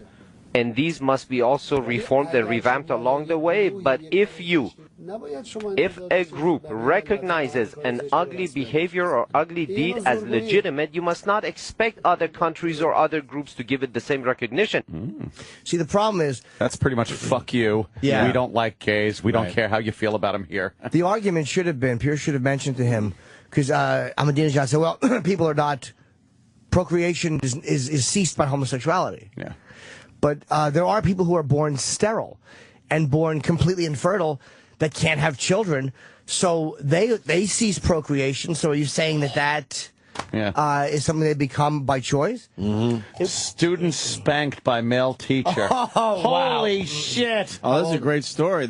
She's too young. That was over the weekend. Can we get the audio of this? Crazy, Jimmy. How old is she? She chose to be spanked. Oh boy, what a good girl. Wow. Because something to do with it would fuck up her permanent record or something for what she did. Well, he probably gave her a choice, spanking or this. No, she went to him and said, look, can I take a spanking instead? Wow. And he's just like, hamna. Sure. She's pretty fucking hot. Sure. And then how does everybody know, though? And then she assumed that it was going to be a female that spanked her, and it turned out to be the male teacher. Of course it was. I believe that's how the story goes down. I'll take care of this. Yeah. I won't do anything. Yeah. I won't make my employees do anything I wouldn't do. But you're going to be on vacation. That's all right. I'll cancel. Come back. Whatever it takes. It's days off, Schmate. But it's a Sunday. That's all right. I'll come in. I'm dedicated to the job. Big rod. That would spare my rod, spoil the child. The fucking news is really behind. Because this is like 2 or 3 days ago. Unintentional, I found it on my Twitter. Unintentional hotness in the news. Mom, this was Heather Height. I retweeted her tweet. Unintentional hotness in the news. Mom angry that male spanked child. I didn't think... It's ABC News there, Sam. When I heard the story, I was picturing something a lot more ugly. No, she's beautiful. What a cutie there. Yeah, good looking blonde. How old is she, though? Well, sometimes you got to discipline. You want to know the story? Sure. Rather than spend 2 days... Everyone comes together to do what we love. Texas school wants to make it easier to spank. Oh, you got the actual audio clip? Or do I don't know if this is the same story or not. Oh my God. Boy, why don't you know yet? I'm reading it. And then you read yours, and then that way we can be synergized. What does yours say? Oh, executive producer Sam just running everything. That can't be the story. Yeah, what's the headline? That's the one. Male. Oh, yeah, there you go. Is there an actual audio of that girl? Not in this story. Where's the video? Fuck, here goes me trying to read. Rather than spend 2 days in-school suspension for allegedly letting another student copy her classwork. Oh, bad boy, girl. you're naughty. Taylor Santos, a well-regarded student and athlete at Springtown High School near Fort Worth, Texas, chose to get paddled. Oh, yeah, paddled. As her mother, Anna, told ABC News, Taylor didn't want to miss any classes because her grades are very important to her. Oh. So Santos went to the vice principal's office to request a paddling. Oh. Yes, would you paddle my behind? Do you think that guy just fucking lost He just his lost shit? right there in the office. He just fucking came in his pants. What was his first move? A big gulp? Yeah. Did he just drop whatever he was working on? Like, all right, let's go. What do you think? What is his move? Miss Jenkins, hold all my appointments. He closed his curtains as he was trying to contain his excitement. You think his hand was shaking a little bit? How could it not be? All right, let's. I think we need to read every word of this. Oh, it's okay. Here we go. Where is it? So Santos went to the vice principal's office to request a paddling. She called her mom, who said that as long as her daughter was okay with it, so was she. what the fuck is going on? Idiots. This is craziness. So I guess the vice principal called the mom.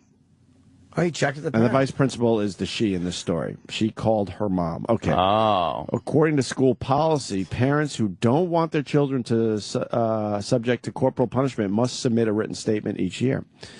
What neither the mom nor Santos knew was that a man, the vice principal, would be doing the swatting. Yeah. While a female watched. Oh, Holy there you go. fuck. Yeah, you know those two watch made a this. deal in some bar somewhere. Yeah. Watch and Look, I know video it. This story rules.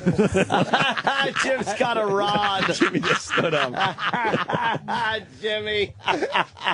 But break it down. They probably went to a bar one day and went, look, I know what you're into, and you know what I'm into. Yeah, I think yeah. we could work something out here. Yeah, I'll do the spank. I'll do the spanking. This is a paddling, though. It's not as... Oh, yeah, well. As far as Jorgensen knew, she said school policy mandated that males spanked males and females spanked females. Oh, yeah, there it is. Because of the force with which Santos was struck, her bottom was fire engine red. Oh! This guy enjoyed spanking her and looked as if it had been burned and blistered. Oh, look at that. Said Jorgensen, who took photos as evidence.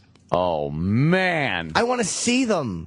We'll go to the audio story in a Teen second. girl spanked for cheating. Oh, Ooh, look at that. sexy, man. She has a fucking little smoking body on her. Little pink How old is she, tank though? top. She's Probably very 15, 16, I would imagine. Another student, Jada Watson, Good said shot. she smarted off to the same male vice principal and received the same punishment, which was observed by a male police officer. Oh, boy. Her mother, Kathy, said she wasn't expecting a bruise. By the way, what kind of backwards, shitty fucking school in Texas allows corporal punishment at this point? It's crazy. Well, Jimmy, while paddling in public schools has been outlawed by 31 states, there's 19 still holding on. Yep. Wow. 19 I'm states. sure they're all in the South and the Southwest. Oh. As well as by Washington, D.C. and Puerto Rico. Even Puerto Rico's like... Puerto Rico. Puerto Rico's even saying no fucking way. Yeah. It's legal in 19 states. Efforts to ban it in Wyoming, North Carolina, Louisiana, and Texas have failed. They're holding strong. However, in 2011, laws were introduced in both Texas and North Carolina giving parents the right to exempt their students from paddling. I'll tell you right now, if fucking some principal paddles my kid and they say it's legal, I will beat the shit out of the fucking principal. Man. And I will go to jail. That would never happen here. No fucking principal or teacher is paddling my kid for misbehaving. Well. Yeah, it won't happen here. How is that legal in 19 states? This girl was naughty. Oh, how naughty. Oh, you got of the her. spanking story, Danny? Yeah, I think it's the same as Oh, okay. Let's go to the audio and see if they can make it as hot as we have. Yeah, because I have a pounding rod. Oh. Yeah, it's really tumescent. Yeah, I'll spank her. Santos is a sophomore with good grades at this high sophomore, school she's too north young. of Fort Worth, Come on. Texas. But after she got caught helping another student cheat, slamming. Taylor got a paddle to the backside. I still have whelps on me today. Taylor and her mother actually chose corporal punishment over a day-long suspension. They're not outraged she was spanked, but by who did it? Her male vice principal. Men are too big and strong to be hitting 96-pound girls. Jada Watt is a year ahead of Taylor at Springtown High. What? Why does she look younger? She She looks younger, smarted really. off to the same male vice principal with the same result. A SWAT is a SWAT. Yes, it is. And they do sting. But to bruise a child? Texas is one of 19 states that allows corporal punishment Idaho. in schools, usually as Hold long on, as pause. Almost Look all at of them are in this the dumb map. South. Yeah, look at the map. Let's What see is the up with map you here. people in the South? Look at that map. It's all the southeast and then a few other states, but What? the Who skates? southeast- California and what's that other one? I don't know. California, Nevada, Utah, New Mexico. No, what's the one in the white and right next to Texas? Is that where That's Oklahoma is? New Mexico? New Mexico? No, New Mexico is that one. To the left of Texas. Yeah. What's the one left of that one? Arizona. So Arizona, Arizona. yes. Texas, yes. Colorado, yes. New Mexico says hell nah. Yeah, Oklahoma, Texas. And then it's red all the way to Florida. Missouri. How does that happen? And South Carolina. And fuck these mothers. You allowed your kid to be spanked in school. Don't cry about it now. They checked with you and you said, well, we thought. What you should have said is, no, you can't hit my kid, you Under fucking any bag of shit. circumstance, you fuckers. Ugh. There are times I want to hit my kid. Trust me. But I don't. No one's hitting my fucking kid. Sorry. And do you really? And I don't hit my kid, by the way. I got to make that. You think you're perfectly shaking him, clear. though? You get like really pissed off, Yeah, right? of course. I'm just about. If you're a parent, you say you don't think that shit, you're crazy. You're lying. Excuse me. Really need. What to does he lie. do that makes you Sexy want, like, girl like that? And No, it's just frustration. Not because, listening? Yeah, their brains are not developed yet. They think it's hilarious to kick the shit out of you while you're changing their diaper when you're exhausted and want to just go to bed. Something that should take maybe 30 seconds takes 5 minutes. Imagine that. But I ain't hitting my kid. No. Right. You want to, and sometimes you think, well, maybe this will get some things done. Yeah. Corporal punishment. I thought I would hit my kid, to be honest with you. Yeah. Yeah, all these years before I was a parent, I was like, yeah, I think I could hit my kid. I think that's a way that you can discipline a kid. And there are parents out there that absolutely do, and I'm not even questioning that. If that's what you need to do and you think it's right, whatever. Yeah. But I've realized after having my kid that there's no fucking way I could do that. Only uppercuts, I think. To little kid, you just uppercut him. I don't know if I could or not. We were all hit as kids, and I don't know. Who didn't enjoy that? Come on. Right, kids? Everyone. No? I think it's a little twisted, to be honest with you. Yeah, it is. I don't know. Or it should only be used in extreme cases. Like if the kid goes to run out, like in traffic or something, I think hitting him then is okay, simply because there should be a reinforced message. Daddy's going to disapprove of you is not a strong enough deterrent for him possibly doing something that will get him killed. I don't disagree. It's strange. I don't know what's right. If the young lad takes interest in mom's clothes, let's say. Yeah. A nice belt to the face, huh? Well, no, I don't know about that. Of course not. If he disagrees with you politically, I think it's yeah, so that, of course, yes. Because the timeout thing is kind of silly. We do the timeout thing, but... Does it work? And then I list all the things he can't get. So know what he does? He recites them back to me. He's already mocking me. Yeah, it's mocking you. He's already mocking me. Yeah. Because I'll tell him no. I used to tell him no pacifier, no park, no ice cream, and he'll go, and he'll recite it back to me. I go when he knows he's in trouble. He just go no pass, no park, no ice cream, with that look on his face. He's like punishing himself. He knows, like, all right, I know what's coming. Yeah, but he knows it's a joke. It means nothing to him. In that moment, it means nothing to him. You get so frustrated, dude.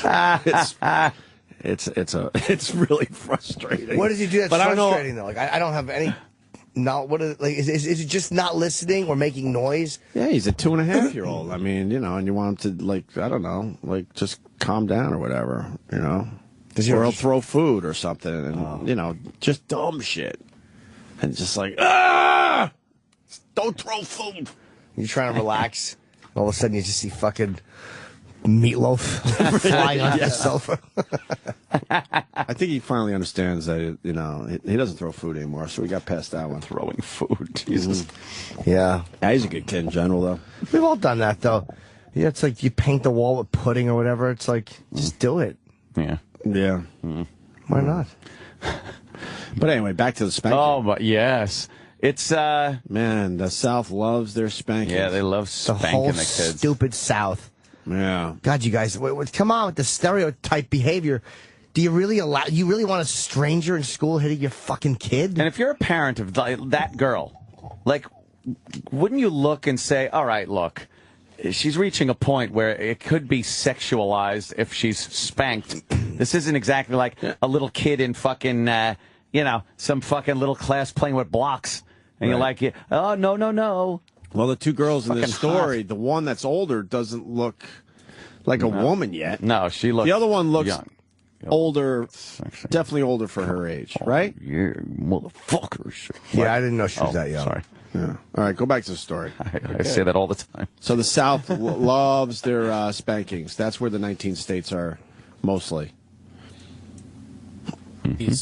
The school superintendent tells ABC News in both cases his administrators followed Texas law, but they violated their own school policy, which states spanking a student can only be done by an employee of the same sex. Jada says not only was she paddled by a male vice principal, it was observed by a male police officer. 2 men giving her a swat behind closed doors. It is creepy. Tonight, school officials actually plan to ask the board. You're a shitty parent for allowing it. You really are. You're a shitty parent for saying yes to that ever. Don't blame the cop or the guy, you bug-eyed zilch. You're a shitty fucking parent. Completely agree. Yes. Completely agree. Yeah, that's kind of creepy. Here's what's creepy. Kind of creepy. That the mother would have said yes to that. That you wouldn't exempt your kid from corporal punishment every year. You're the fucking creep. I'd be outside the school with a bullhorn at that point. not saying, yeah, it's kind of creepy to a news guy. I would be all about that. Yeah. She allowed it. Of course, even though she thinks it's going to be the same sex, but you're allowing some person to hit your fucking high school student kid. And everyone in the school understands what's going on. You got like the one girl, with the pink top and stuff. She dresses sexy and she looks older than she is. Wow. All of a sudden she requests a spanking. The guy goes, well, I'll do this one. I'll do it. I'll do this one. And all like the female teachers especially rolling their eyes like, God, we all know what this is about. Yeah. Yeah. He's not spanking the big chubby girl. Because she took too many cookies from the lunchroom. Yeah. Fatso had too many butter cookies in her pockets. I don't think he's volunteering for that one. He's all pissed. What is that private pile? Sir, jelly donuts, sir! He's just pissed at the students for eating. Yeah. More to this story? 10 seconds. Yeah. Will fight that, saying their daughters are proof men should not hit women under any circumstances. Well, let's For Good slow Morning down. America, Ryan Owens, ABC News. With a hard-on here in Springtown, Texas. Mm-hmm. The boner. Men shouldn't hit women in any circumstance, but adults should hit kids under some circumstances. Sure. Yeah, sure. Right? Well, the phones were lit, but I don't know. Who's answering the phones today, Erock? No. Probably another intern? Shit. Sal. Oh, Sal stinks. He's not great, is he? What's wrong with the phones? I don't know what these guys want to talk about. Oh, we see all the lines in here. Oh, Sal doesn't Oh, stink. God. Sal. Mars stinks. Come on, Sal. I'm changing my opinion. Mars stinks, not Sal. Neither of them are great. Because something's wrong with my phone You should over take here. line 5. Dave. All right. Why? Shut up. Why? He has a story about him being spanked. Cool. Oh, you like that kind of stuff? Oh, so you like the mail calls there on That what this you like? topic? Is that Why what you would like, you want a Erock? woman, you fruit? Like is no one at I don't know who you are because I can't see shit. Yellow. all. Eric. Oh, my God. Sal's yelling at Erock. What happened? No, my phones are His fucked phones are up. locked. Hang on. I'm going to rip this screen out. Give me a second. Oh, Erock. Erock, what'd you do? Not us. Erock. These computers Oh, are no. terrible. Oh, no. No. It's never the monitor. Here comes the look. When you get mad at a computer, remember, it's never the monitor. Here, can we pick them up that way? Yes. How do we do that? You want me to do it? We lost 5, which I guess was the best story. Well, Erock found it exciting. There was a guy who'd been spanked. With a hoagie. A guy who used to get his hiney spanked with a hoagie. Why do we have a phone from 1985? Just tell me which line you want to talk to. None. 5 was the one, I thought. I'll clunk them down. How about we just pick one? Why don't you just plunk one randomly, Sam? Fucking. Hello. Hello? Welcome aboard. Oh, it works that way. Nice. Who's this? This is Andrew from Long Island. All right. Tell us your hot spanking story. Wow. Okay, I was going to call out Ope on something. Uh-oh. Go ahead. All right, so Ope, I got a 2.5-year-old, right? And I got a 1-year-old also. And you said you would never hit your kids, right? Yeah, I think that's what he testified to, sir. Yeah. All right, so I'm saying that I said the exact same thing. I'm like, there's no way I'm ever going to hit my kid. And when you have a 2.5-year-old and you got a 1-year-old at home, you're saying something that takes you 30 seconds actually takes you 5 minutes. You get really frustrated and you say, yeah, I'm never going to do it. The second your kid starts to wail on your little kid and you got another one coming, your mind just changes, man. You just go from like, oh yeah, I'm never going to do this, to like, holy shit, how am I going to handle this? So that was your limit. That was my breaking point. Yeah, because I'm not at that point. I mean, I'm going to have a kid any fucking hour at this point, by the way. I'm very distracted, if you haven't noticed. But if you said that if some guy hit your kid, you would kill that guy. You would go to oh yeah, it would be over. I would have a major problem on my hands. I know that. So when your 2.5-year-old starts wailing on your little kid, you're going to be like, see, this is a Joel Steinberg, by the way, on the phone. But this is a scenario I never even thought of. He sounds like a sing guy. Yeah, and then here's a new scenario I haven't even thought of. Listen, I didn't grab my 2.5-year-old and start wailing on him. I took his wrist and like put my 2 fingers on it and like said no. But like I never in my life thought I would ever do that, and it just. You know, it was just looking like another kid was wailing on my other kids. Like I had to do something about it. What's this? But we heard the story wrong. He's like, when I saw my 2.5-year-old hitting the 1-year-old, he began helping because that 1-year-old was misbehaving, and he's like, they don't hit hard enough at 2.5 to really get a good shot at. You know, you do. You pick up the younger child by the ankles with one hand and beat the older child with the younger child. Yeah, or you hand the older kid a curtain rod and say, do it right. Do it like I do to mommy.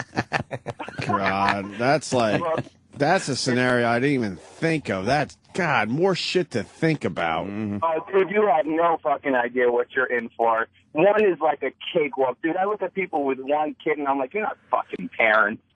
You like, wow, not even a parent.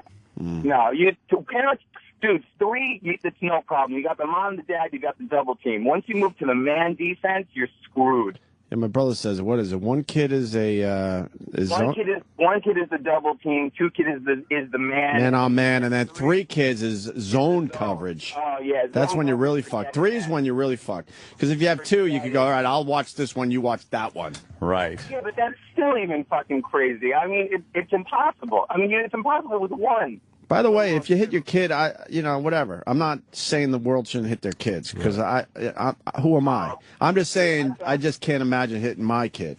But now you're giving me a scenario where it might get closer where I just might. I'm saying, dude, I felt like such an asshole after that. I was like in bed. I'm like, what the fuck did I do? I screwed this kid up for life from just taking 2 fingers on his wrist. So they get over it. I mean, he's 2.5. He came over me 5 minutes later. He was like, Daddy, let me be, and we know whatever. But whatever. And that's where you have to say no. Daddy doesn't love you anymore. The worst parenting tips ever. Go to your room, sit down, and cry in the bed. I don't love you. You're terrible. Yes, go in the garage and put your face behind that hose and breathe deep. Bad boy. Yeah, you're a bad boy. Go sit on Uncle Paul's lap. Yeah. I straighten everybody out. Oh, sure. No hitting.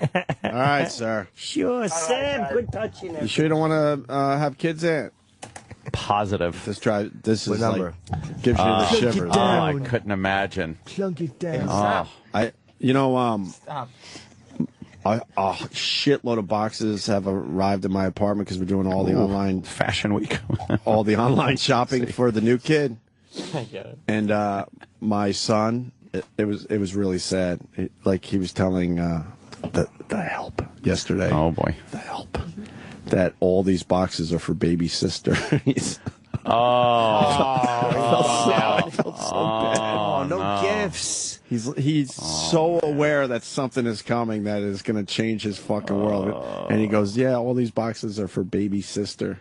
Oh, no. It was kind of a sad little moment. I figured I'd share. Oh, he's going to be like, oh, man, that's it. I'm old news. Just reinforce, though. Yeah. Like, and the kid will be, like, asking the housekeeper, what does it mean when Dad does say, you no longer the priority? Oh, boy. If you want. I don't know. Can you see the screen? The phone screen? Yeah. Oh, okay. No, I can't see what they want to talk about. We have the first guy who Erock wanted to hear about his hot spanking story. Yeah. And we have a girl. So there's your Get the girl. Yeah. Which one is the girl? Let's go girl. All right. Junk it Don't. down. No, I'm not going to do it if you touch me. Yo, girl. Hi. Hi there. We don't know your name because I can't see shit. How you doing? Megan. Megan from DC. Oh, I know Megan. She's a regular. Hey, Megan. I pay attention to me. Irregular. She's a Yeah, regular. I just talked to Sam on his show on Sunday. Why don't you tell us what Sam's an happened, idiot. Meg? What was this spanking about? Well, I was a teacher in Texas. Yeah. And Congrats. We're on a radio show. Wow, you spank kids. Well, You okay, sick no. fuck. What did the boy done? I was a high school teacher, and it said in our contract that we could do corporal punishment, which kind of blew my mind because I was teaching senior boys. Holy shit, Megan. Go ahead. What do they say happens if you're disciplining one and he comes on your thigh? You know that has happened. Has to. Yeah, and I was like 25 when I started, and so in theory I was allowed to hit these 17 and 18-year-old boys if I wanted to, and I mean there was no thing in the contract saying that females couldn't hit males or the other way around. But I don't have a great story. That was about it. Wait, you didn't hit him? No. Oh, we wanted the payoff. All right, I can make something up if you want. No. Yeah, make up a scenario where you hit his cockhead. Wait, you know what? Let's see what you would come up with. Yeah. Make Go it ahead. sexy, though, Megan. You know what we're looking for. Yeah, what happened? Yeah. You want all the features. What you're wearing. What happened? Yeah. Make your body way better than it probably is. You know, all that type of shit. Say something like, what was happening? Like, Jerome was talking. Yeah. Let's do this. And you told him to clap the erasers. Start with this one time and make it up. Okay, well, I did teach all of these football players for real. Oh, right. And there were several that, they were 18. It was perfectly fine to think that they were cute. I was 25, right? Oh, Sure. well. So, this is a lot of pressure, guys. That's okay. So far, I got a fucking, my full rod is back. Just So these young gentlemen of color, what happened? Yeah, were you rapping at the end like Goldie Hawn and fucking Wildcats? Could you say ample bosoms in your story? Oh. That'll get me going a little bit. Just say ample bosoms. Okay, so there's this Hey, what do you one- need? Wait, I need you to add ample bosoms into this story. What do you need, Ann? You have ample bosoms. I sent you guys a Let's see. picture once. You liked it. You talked about it for a while. Oh, we did. Yeah. And what do you need?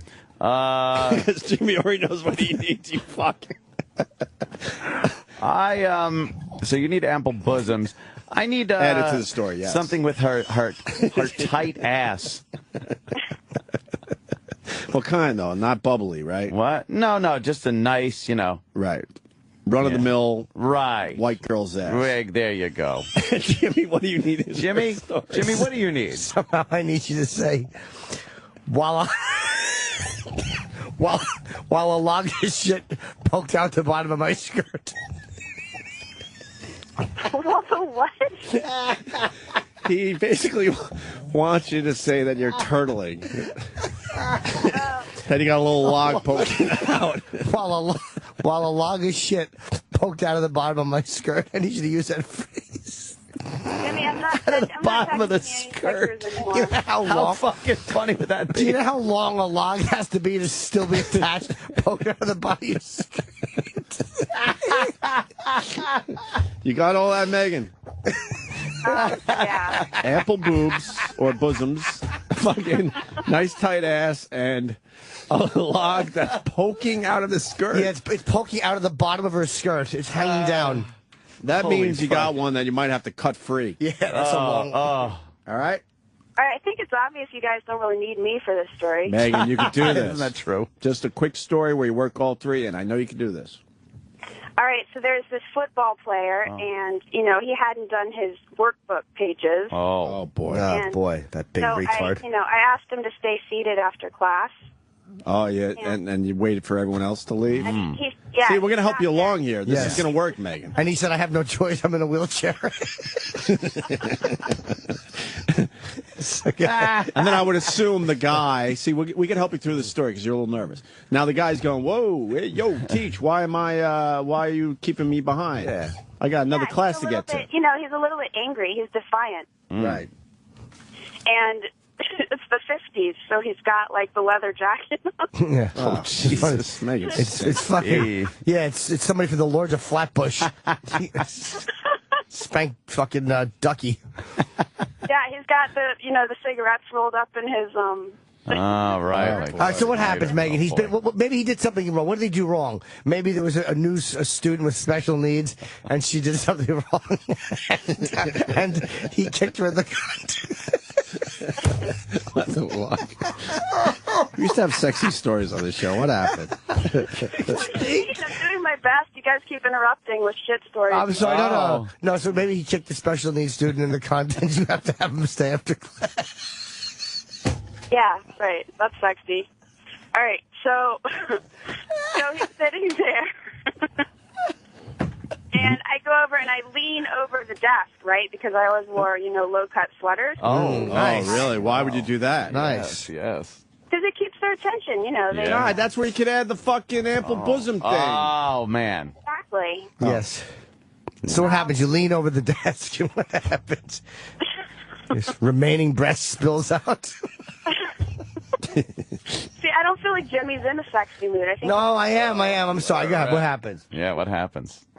And so then he kind of raises his head and he looks at me and he says, I just didn't want to do the homework. Oh, right? Yeah. So then I just lift up my hand and I just smack him across the cheek. Oh, shit. What does he do? What's his reaction? Yeah. Well, he's startled, but then he's a little bit excited and he looks back at me and it looks like almost like he wanted me to do it again or something. It was really weird. And then he goes, that don't make no sense. Jimmy, you're fucking up our story. I ain't doing no homework, teach. All right, what happens next? You slap his face. You go from you completely overreact.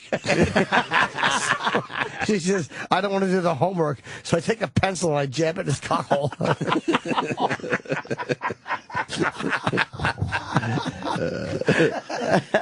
I'm sorry, go ahead. Texas, right? So I take out my gun and I put it against his temple and I say, tell me again about the homework. All right, now Anthony's turned on. Oh, yes. Anthony's got a hard rod. I know. See, I'm working on that. Oh. No, go ahead, I'm sorry. You're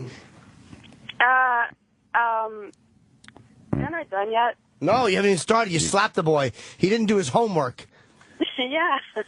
So then he but then he started to, he was a little angry still. Oh. And so then he kind of shoved me back a little bit, but it didn't make me mad because it was kind of exciting, right? Oh, with his retard strength, giant cock. He shoves you back. This guy really is in a wheelchair? Is that what we're doing? Yes, and he shoves you back by your thighs, and you fall over a chair, crack your femur. Oh, Lord.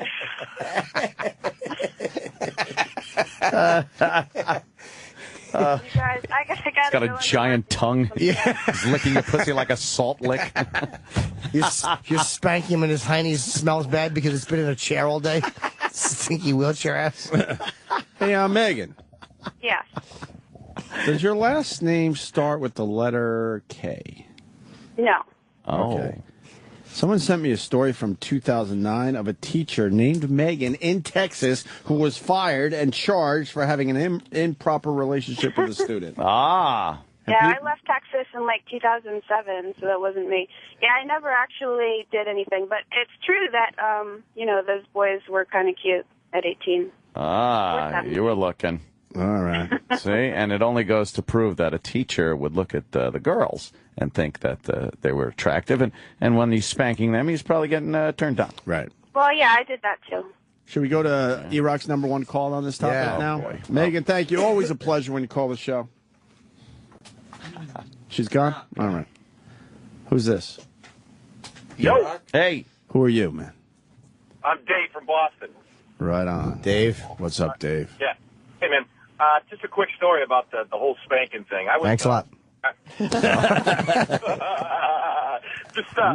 was in junior high school and taking the mandatory typing class, and I'm in there, and I got into a fight with a kid, and they sent us down to the fucking principal, and the guy asked, it's a vice principal, and the guy asks, you want detention or do you want the paddle?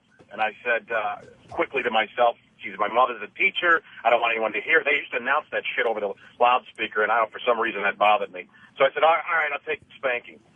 This fucking guy is an ex-tank commander from Korea. He's about 6'6", with a big bald head, with those Kojak yellow glasses. Brings me into the office and says, brings the witness in, grabs my loop of my, lets me choose my own paddle, by the way. Grab the paddle, and the cretins from wood shop would make him paddles that are aerodynamic with holes. Oh, with the holes in it, yeah. Yeah, wind resistance, I guess. Guy jacked me up with my belt loop, right? And I'm bracing. My ass cheeks are puckered, and I'm waiting for this impact. But he does it like a golf swing. So he comes and just touches the ass first, and then brings it back, whack, at number one. And I'm like, whoa. Well, that wasn't too bad. And by the time I'm kind of coming back from that, whack! Again, I get another one that I completely didn't expect. And let me tell you something, fellas. This was at the end of school, at the end of the day. I went back at home, took a look at my ass. It looked like I just sat on a fucking stove. That was a painful decision. 2 shots he gave you? 2, yeah. And, I actually, leaned against the wall afterwards. I was like, whoa. So, yeah, that's something I definitely fucking wouldn't recommend to any kid today. That was the first and last time I took a paddling. Wow, great story. Paddling sounds like it's nothing much going on, little little paddling. It could be very detrimental. Yes. Yeah, a little light paddling. By the way, Jim, my life's mission now is to work in the phrase "kicked in the cunt." Please do. It's a fun one to say. It's a fun one to say. All right, sir. Good story there. Boston checking in, Dave. Patriots got fucked over the weekend, didn't they? No? What? I don't know.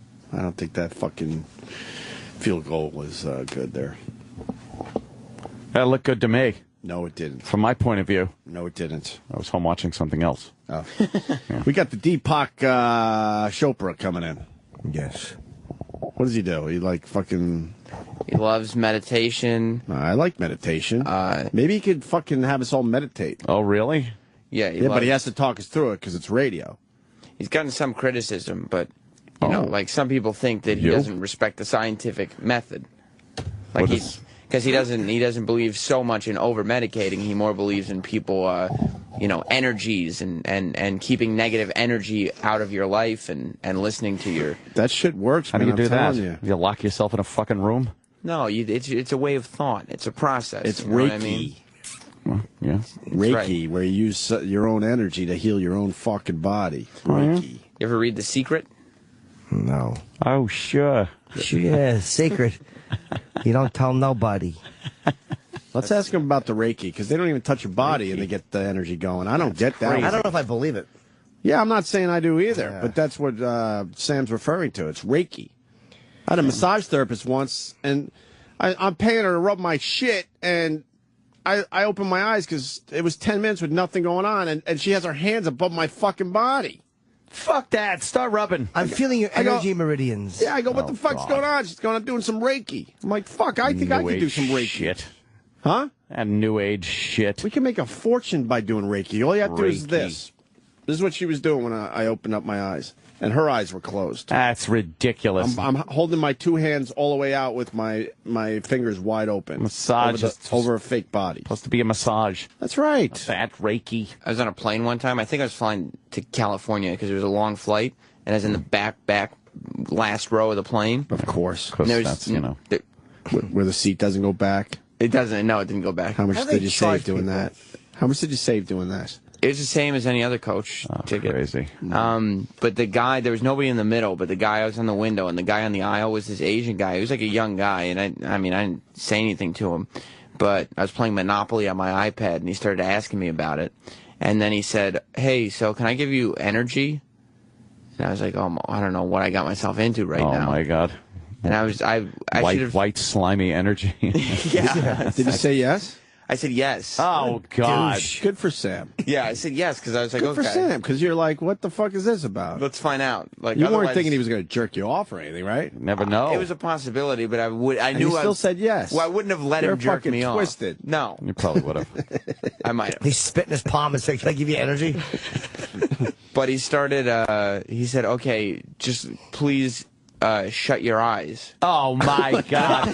What a gullible little shit. I was like, You said yes, though, right? And so I said yes. I Good shut for my you, eyes. Sam. I'm back in the story. I shut my eyes, but I was peeking a little bit because I was like, he's probably going to take my shit. He's probably going to take my iPad or something. And go where? Yeah, thank you, Jimmy. You're on a plane. And you're in the. He still has to get past you. Because he was on the aisle, but I opened my eyes and I'd be like, "Where's my iPad?" He'd be like, "I don't know." Oh, right. And I'd be Sure. like, fuck. But He'll jump out with a parachute. yeah, like DB Cooper. Yes. Why wouldn't you stealing hold everybody's iPad? But why wouldn't you hold all your shit if you were closing your eyes for a stranger? That'd be Because my first move. I'd be holding my shit. Looks suspicious. Anywho, he put his hand up just like that, like right close to my forehead. He didn't actually touch me. I know. They get real close, though. They get like an inch, I think. Yeah. But he did it for like 5 minutes straight. And I just kind of peeked with one eye. I think I ruined his whole shit because I peeked with one eye. And I was like, am I still doing this? And he was like, yeah, just a couple more minutes. And I was like, okay. And then he was like, okay. After like 8 minutes of He doing was this. giving you energy? And he goes, how do you feel? And I just looked at him. I was like, a little better. No, Did you feel didn't. better? No, I didn't. Yeah, feel you should have told him no. I didn't Hold feel on. anything. I felt good that it was I got to over. defend the Reiki people, though. Oh, boy. You fucking opened your eye. Yeah, of course. He was a weirdo. So then, of course, you're not going to feel better. You didn't accept that something could happen in that moment. I knew something could happen. That's why I kept my eyes open. Fair enough. Reiki stinks. Dummy. Yeah. Especially when a weirdo Reiki. confronts you in the back aisle of a plane. Ah, to do it. fucking beat it with that shit. I'm working on your meridians. Oh, you don't like when they work on the meridians? No, because it's like I've never felt anything from Reiki. I'm a Reiki practitioner. Are you? I got a rod. What do you think? I had a lady that wanted me to see golden triangles once, and she insisted. She's like, okay, and I might get this wrong for the people that really know their shit, but she touched like my forehead, and then she touched right around where my shoulder is attached to my upper torso, and then on the other side, and she goes, okay, do you see the golden triangle? And I realized after about 2 minutes of saying, I kept saying, no, no, no. She goes, all right, relax. Do you see the golden triangle? I go, no, no. Then I realized the best thing to do in that situation was to say yes. Yeah. Exactly. It was taking way too fucking long. So then I go, oh, yeah, I see it. She goes, oh, good. Okay. Yeah. And then she made more triangles with my body parts. That's a blonde pussy, though. The golden triangle. And then I got through the golden triangle thing by lying and getting through it, because then she went back to the rubbing part. But I felt like a good person because the guy, this weirdo, really, he felt really good about himself, like that I'd actually gotten some energy. Or So what you whatever. did was you perpetuated this idiocy, and now he's bothering other people. That's fine. Guy in the plane said, Yeah. Good job. Did he at least blow you? No, he didn't even offer. Would you just turn around? Sleeping on the plane? Is it gay if you can't escape the situation? No, it's rape. That would be rape. If you're on a coast-to-coast flight, is it gay? Yeah, no, that's rape. Oh. Yeah. I would have said no. No, that's not my thing. Does anyone know about this Reiki that wants to call up now? Because Jimmy says it's bullshit. It's nonsense. It's total bullshit. Your pal Damien Eccles there believes in it. Yeah, but It's in Damien, his book, Gotta right? give him the benefit of the doubt on Damien everything. When in he a said he was different mental able space. to heal himself by using some of the Reiki techniques. maybe that's possible. Yeah. I had an ex that participated in Chundo Sunbop, which sounds very similar to Reiki. What? You did what? Chundo Sunbop. Chundo Sunbop? Yep. What's Chundo Sunbop? Is that Chumbawamba band? Nope, it's not an act at all. Oh, that was that Hanson song. No, that's Mbop. Chundo Sunbop is what? It's it sounds like Reiki, except it's a Chundo Sunbop. It's like you Chinese restaurant. You gather with a group of people. Why did you do this? She was doing it. I didn't do it. Who? My ex. The black one? One of the black ones. Yeah. Chundo Sunbop. Okay.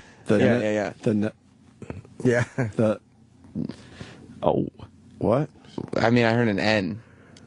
What? Huh? Anyway, yeah, it's like a whole group of people. Yeah. And there's like one instructor at the front of the room, but they're not putting their hand over you. You have to open your hands and hold your palms out, because the palm is where the energy comes from. Where you demand the money from the guy at the counter? That's why I couldn't participate in the classes, because they were talking about how much they cost.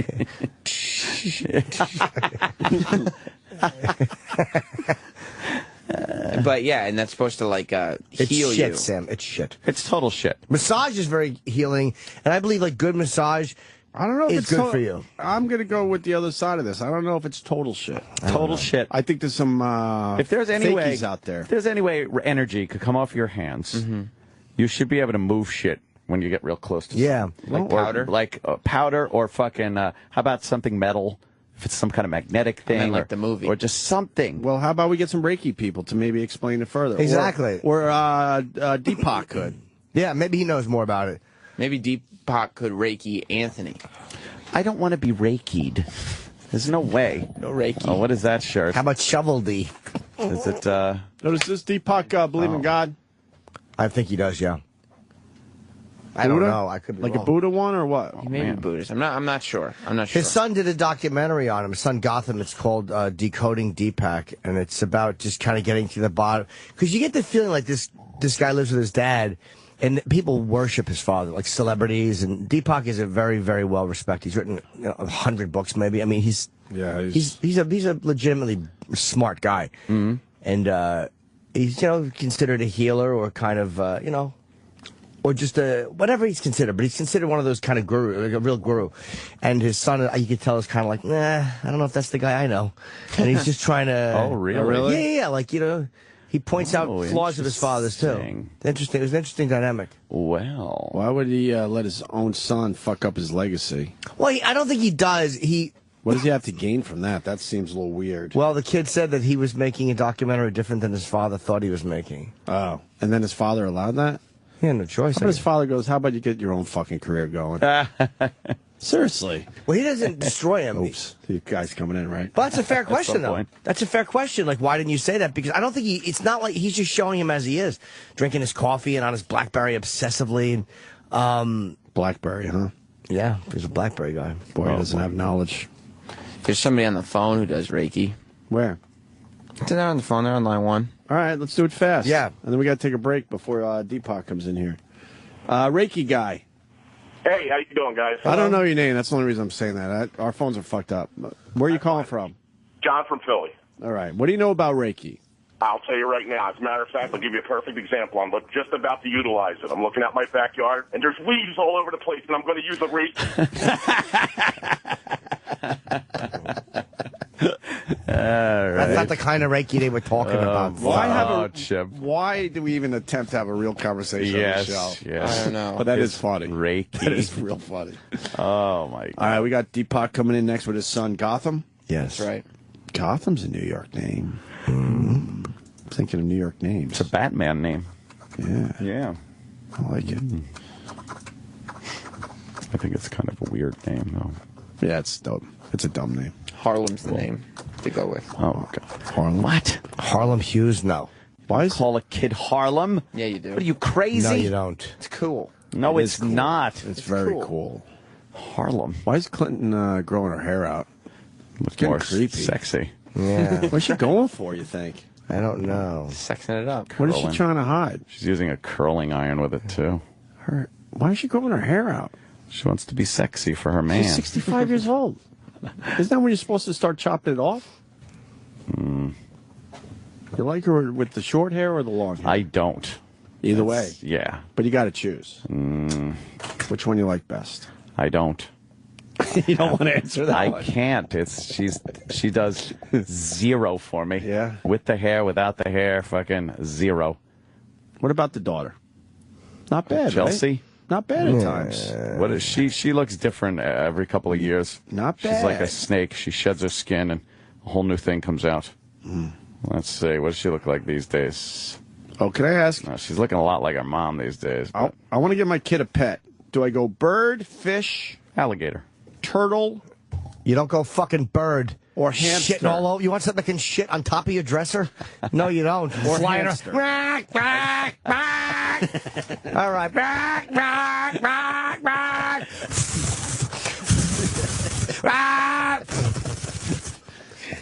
Fucking white liquidy shit on the top of your cake box. You're fucking on top of your fedoras. Saying dumb things. Jewelry dish. Icebox. Curtains. Fucking birds are douchebags. No, get a quiet one. So what do I do? Get him Hamster? a plant. Yeah, hamster. A hamster? Hamster's But I fine. saw turtles, man. They could rock around your living room for a while. That's good. Yeah, Get him turtle. Get him a hamster, so you got to tell him and teach him about death. No, man. Really early on. Ah, you replace that shit. Well, yeah. Yeah, that's what my brothers do. And then he Throw goes, in a new hamster. They just replace that shit. What happened to his brother? You just got to get up before the kid gets up. yeah. That's all. He'll be like- and then what, you tell him, oh, he's sleeping. What if the kid finds him? Hey, you distract them. So you No, got to work he's as a fine. I team. woke him up. The mom distracts. The father goes, gets another one, does the old switcheroo. You say he's dead. No one because knows. He didn't do his homework. You say he died. He wouldn't eat his veggies, and this is what happens. Yeah, use it to your advantage. Anything worse than finding your pet's dead? Ugh. The fuck? Man. Yeah, that was pretty fucking sad growing up. Remember one time asking where one of our dogs was, and my dad's like, well... What time is it? Oh, we should break real quick. Take a breakie. The Chopras are next. Sirius XM. The Opie and Anthony Show.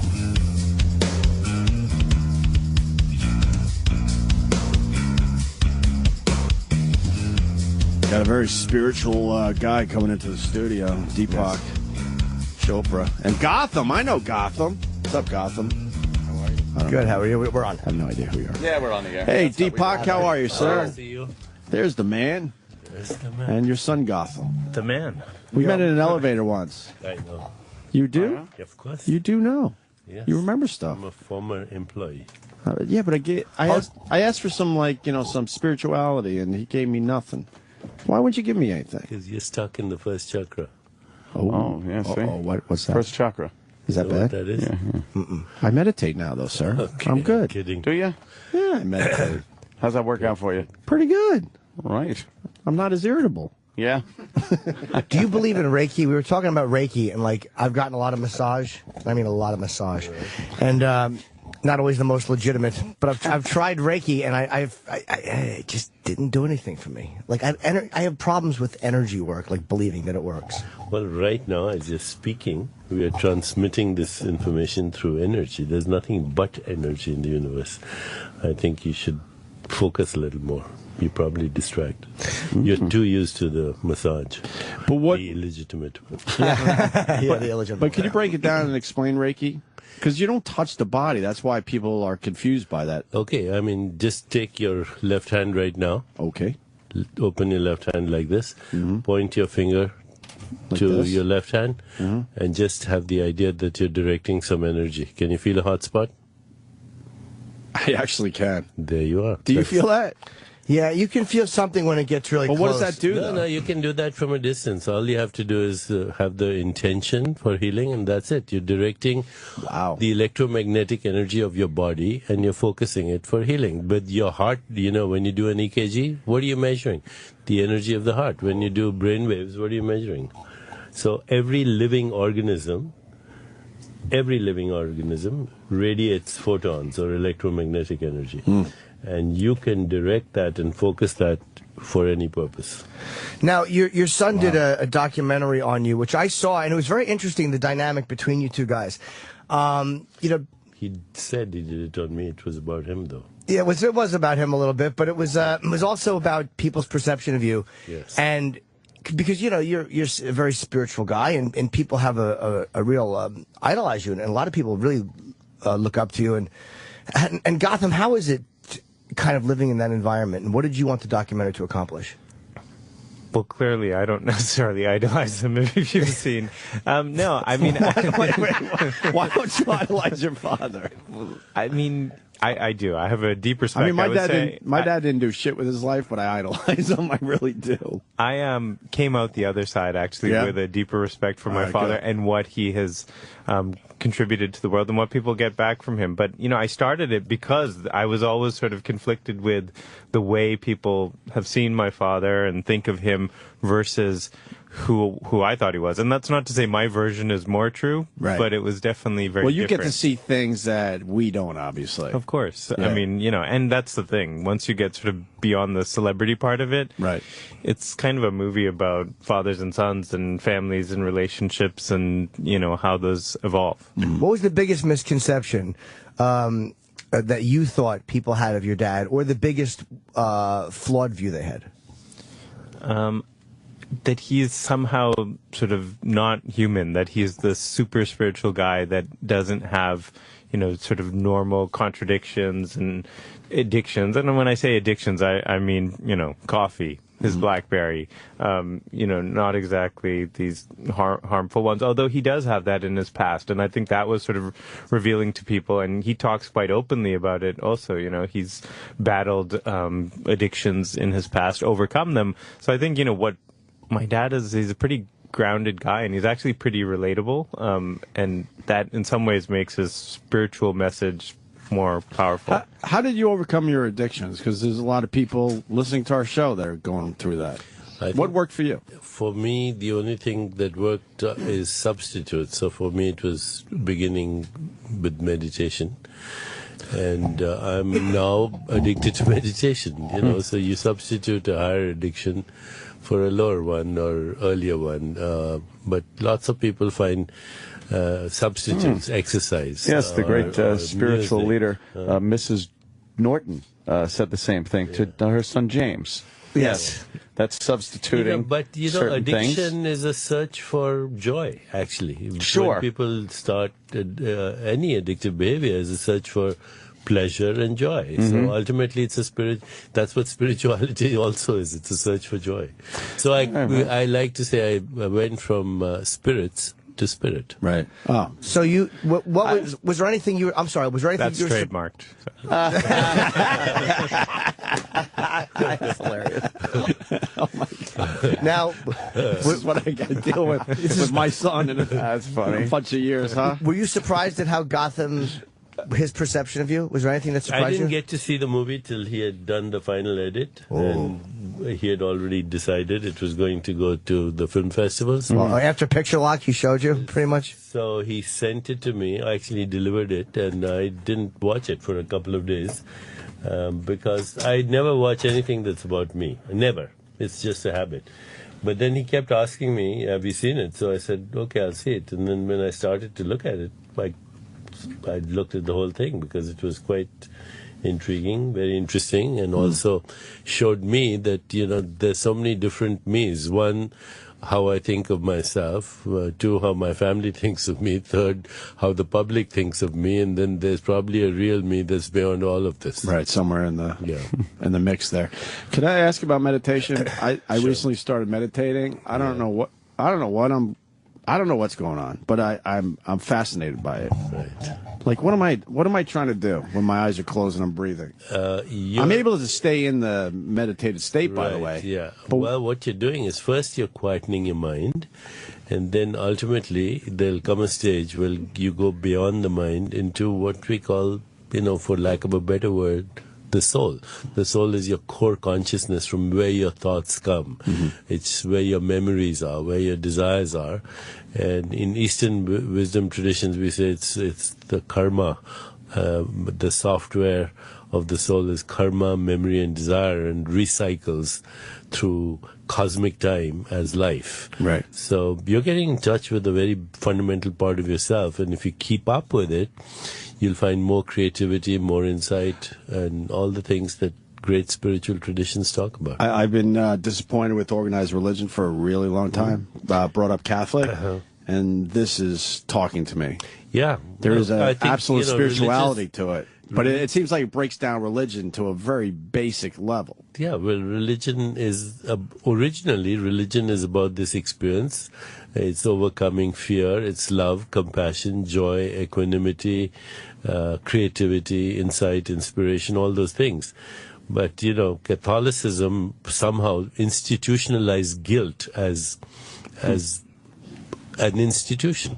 It's an institution built to guilt. You're a sinner to begin with. Right. So, you know, a lot of people don't feel they're sinners. You know, we have addictions. That's fine. Do you follow an actual religion? No, I don't. Okay. Although, by the way, I've written a book called God, and this came out today, and it's the history of religion from the time of oh my God, I want that the book. Old Testament to right to modern times, right? Where I have the book ends with Einstein, you know, who was a deeply spiritual person. So it tracks the history of theological thought. I'll send it to you. I'll make sure you get it today. Can I now? What do you think happens when you die? I've read your thoughts over the years about that. Yeah, well, there's a part of you, by the way, that is not in space or time. So your mind is in space and time. Right now, the thoughts you have are in this location, in space, and this moment in time. But there's a part of you that's not in space and time. And in spiritual traditions, they call it the soul. That's what recycles as this body and this mind. Right. Everything in the universe recycles, even plastic. But we're not going to know we're recycling. Well, you have your memories that from the past are the basis of your personality. If you have two identical twins, any mother will tell you that they're different personalities, even at the moment of birth. Right. They have the same DNA, though. Right.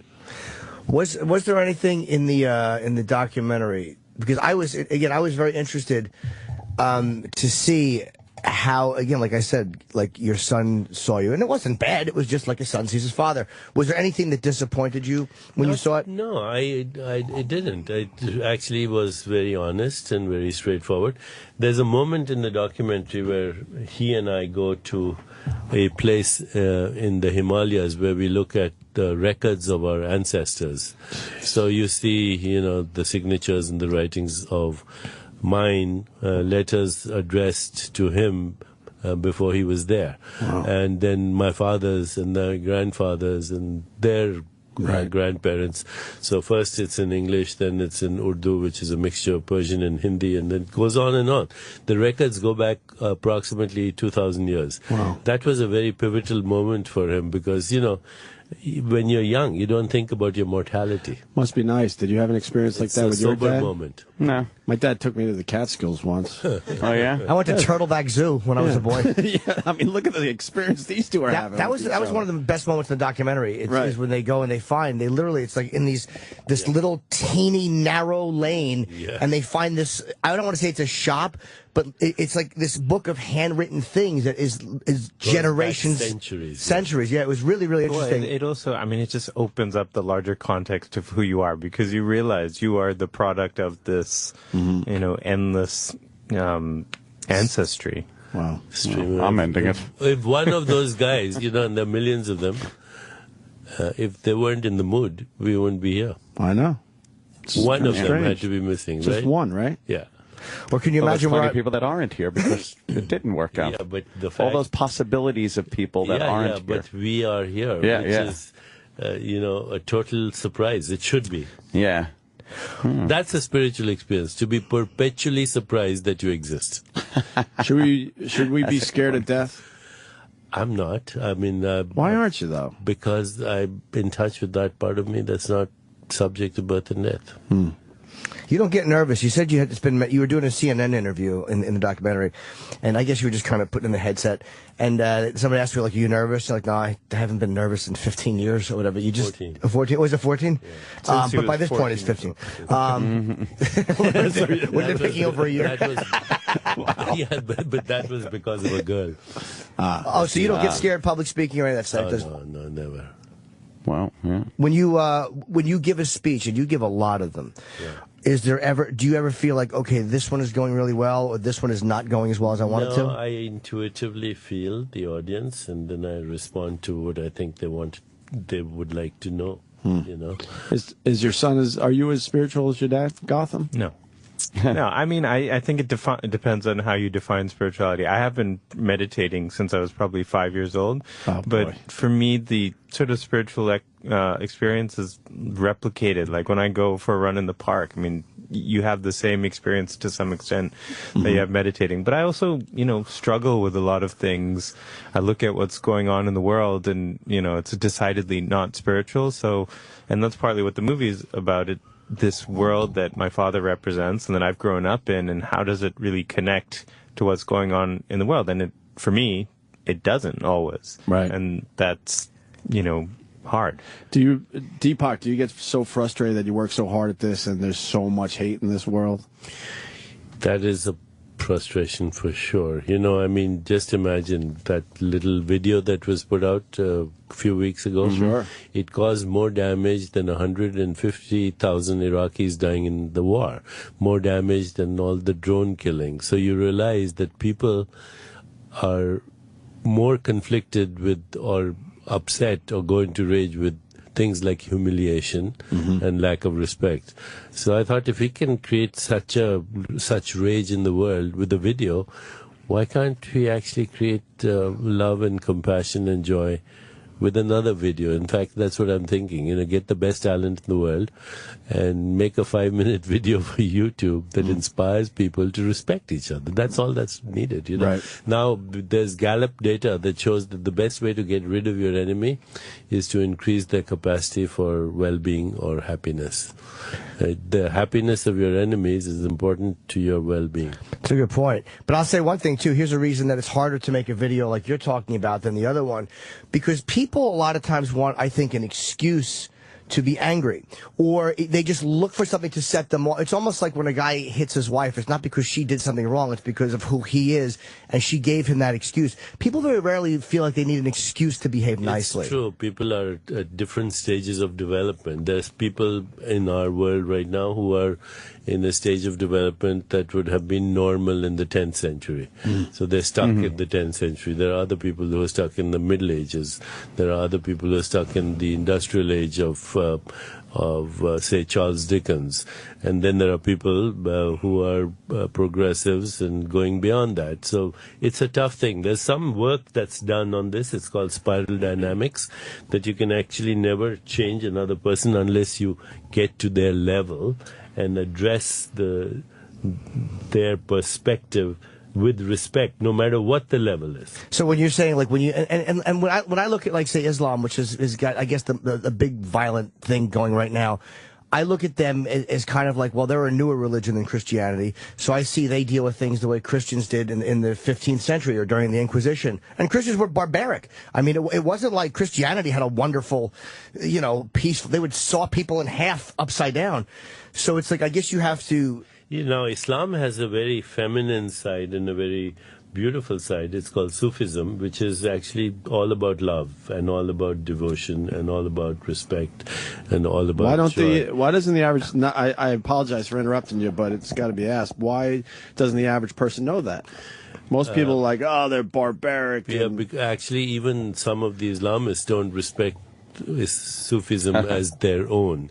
What happened historically, it seems, this is the explanation offered by some people, is that when the printing press was invented, for 250 to 300 years, Islam did not embrace it, which means that they did not allow their books to be printed. So the rest of the world was printing and knowledge was becoming available to the common person, whereas the mullahs held on to their Quran without allowing it to be published. At least this is the interpretation I received from Al Gore, of all the people who said that's why some parts of the world got left behind. Bad PR. Bad PR, yeah. Are you It must impressed? work for this place. Are you are you impressed with anybody you meet? Because it's funny to watch the way celebrities act around you. And I'm not saying you're not deserving of their respect, because they obviously like your message. But I mean, Michael Jackson, Lady Gaga, these are, you know, the biggest celebrities in the world. They all kind of look to you to I guess do something for them spiritually. Yeah, I've met people like Nelson Mandela who'll blow your mind with their presence and their inspiration and their spirit and their persona. You know, I went to this place, Robben Island, where Nelson Mandela was in a little room, dark room with no windows, no light, for over 20 years. And when he came out of it, he was not resentful at all. In fact, when he was asked, "Aren't you resentful?" he said, "Having a resentment is like drinking poison and hoping it'll kill your enemy." And when he got elected as the first president after apartheid, he chose white people who were oppressors as part of his cabinet. You know, it's an extraordinary human being. And then as soon as he, thought he had done his work, he resigned and didn't even want to be president. So that's a very inspiring person. Sure. Mother Teresa was like that too. You met her? Yeah, I met her once. Did she ever have fun? Huh? Yeah. Did she ever have fun? I forgot to ask her, actually. I mean, wow. I never asked her that. Isn't there? There's almost though, like, I think my favorite thing about this documentary was that you painted your dad as obviously your work ethic is amazing, which I think the thing I liked about you the most is the fact that you have all this fame and success and there's nothing lazy about you. But you're flawed. You're not a perfect person, and I like that. Well, that's exactly what he's saying. Did you have fun? I mean, if you don't have any flaws, then how can you have fun? Right. But isn't there something almost odd about a person, like Mother Teresa, or somebody who? I watched a documentary on a nun who gave up acting to go into the nunnery, and it's like there's just seems something flawed in giving up everything to just serve one purpose. Maybe I just don't have that calling. You see, there are some people who suppress that, and that can break out into pathology, as you see the pedophilia in the Catholic Church. Sure. That's suppression, right? Right. An institution that condemns gays as sinners and then hides pedophiles in its own clergy. That's definitely flawed. On the other hand, there are people who transcend that. They go beyond that. There are other people who say, "I've been there, done that," so you can't make a single statement about everyone. And when you see people reacting to your father, do you ever kind of secretly enjoy it or want to say to them, like, what? He's a guy. He's not. Do you ever watch them overreacting? Yeah, but I think I've noticed over the years people see in my father what they want to see in him. It's so, as he said, the movie's really about me. It's true. And I realized that. But I also realized, the movie's largely about what people need out of him. And he's largely the product of the times that we live in, all the things we were talking about, what's going on in the world, and your desire to move away from religion but have a spiritual practice. I mean, that's a huge trend in the world today, and he's kind of this symbol, this person who's able to articulate that. So, and that's the history of spiritual teachers. They're a looking glass. You look into it and you find what it is that you need from them at that moment. So I'm humored by it sometimes, and there's some clips of that in the movie, but, I try not to judge. I don't always do it well. And he makes a lot of money. Well, it's put me through college. But, you'd be surprised. Not as much, not as much money necessarily as people think there's this huge empire. Yeah. There's not. We walked here. Also, we have a foundation. We do a lot of work. We send 1.5 million children to school in India, and they get a meal every day. We work here in the inner city. We have a program called Urban Yoga. We teach people something called hip-hop yoga. 50 Cent is a champion of that project. Yeah, so we have lots of good stuff going on. Nice. No, I know you do. Yeah, we have to make some jokes. Sure. A few. We ask a lot of people this. We're not alone in the universe, are we? It's very unlikely that we Very are. unlikely. Very unlikely, because, there are 100 billion stars in our own galaxy. So there are trillions of planets, and then right next door is something called Andromeda, which has the same amount of stars, and then next door to that is Virgo. There are over 1 billion galaxies that extend all the way to the cosmic horizon, which is 47 billion light years away. So if there was no one else in the universe, that would be a capricious anomaly. Yeah, and it also seems like we kind of picked a shitty suburban location outside of the Milky Way. The junkyard of infinity. Yeah, it's, and you could follow in your dad's footsteps and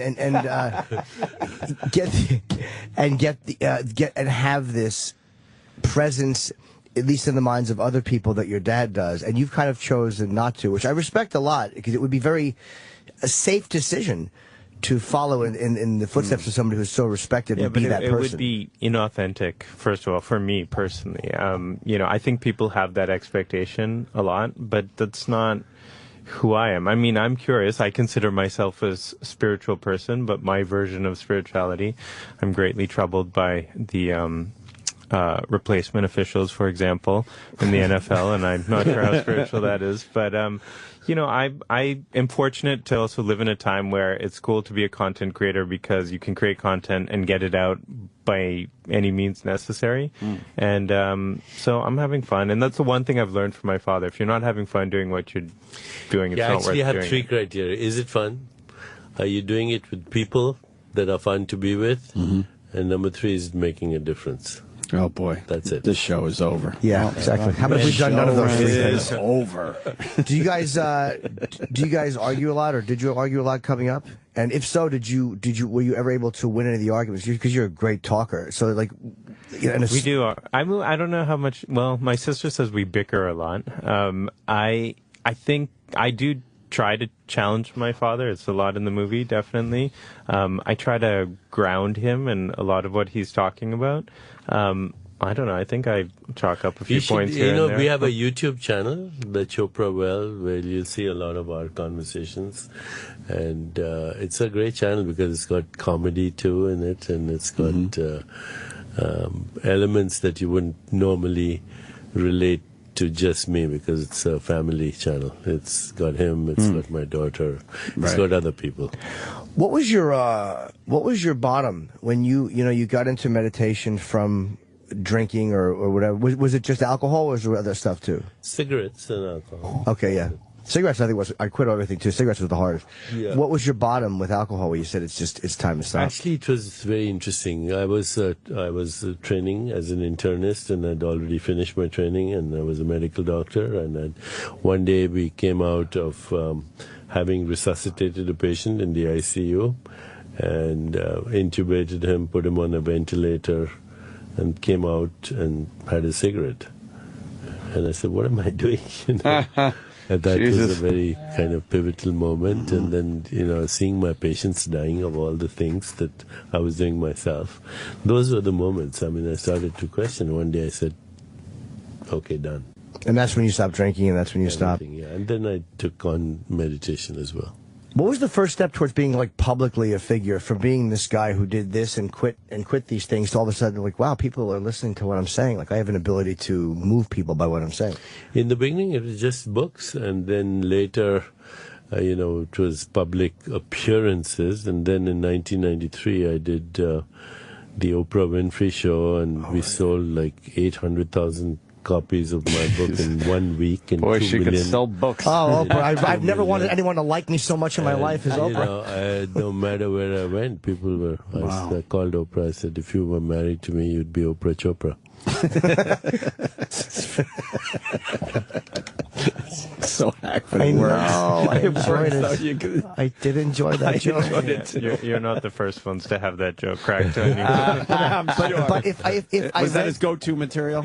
Gotham's rolling his eyes. Yeah. That line again. Do you like the fact that you've raised a son who challenges sometimes what you think, and is obviously a very free thinker? He's got his own brand of spirituality, and that's to be spiritual is to be real. Right. You know, as long as you're not putting on a social mask, you're a spiritual person.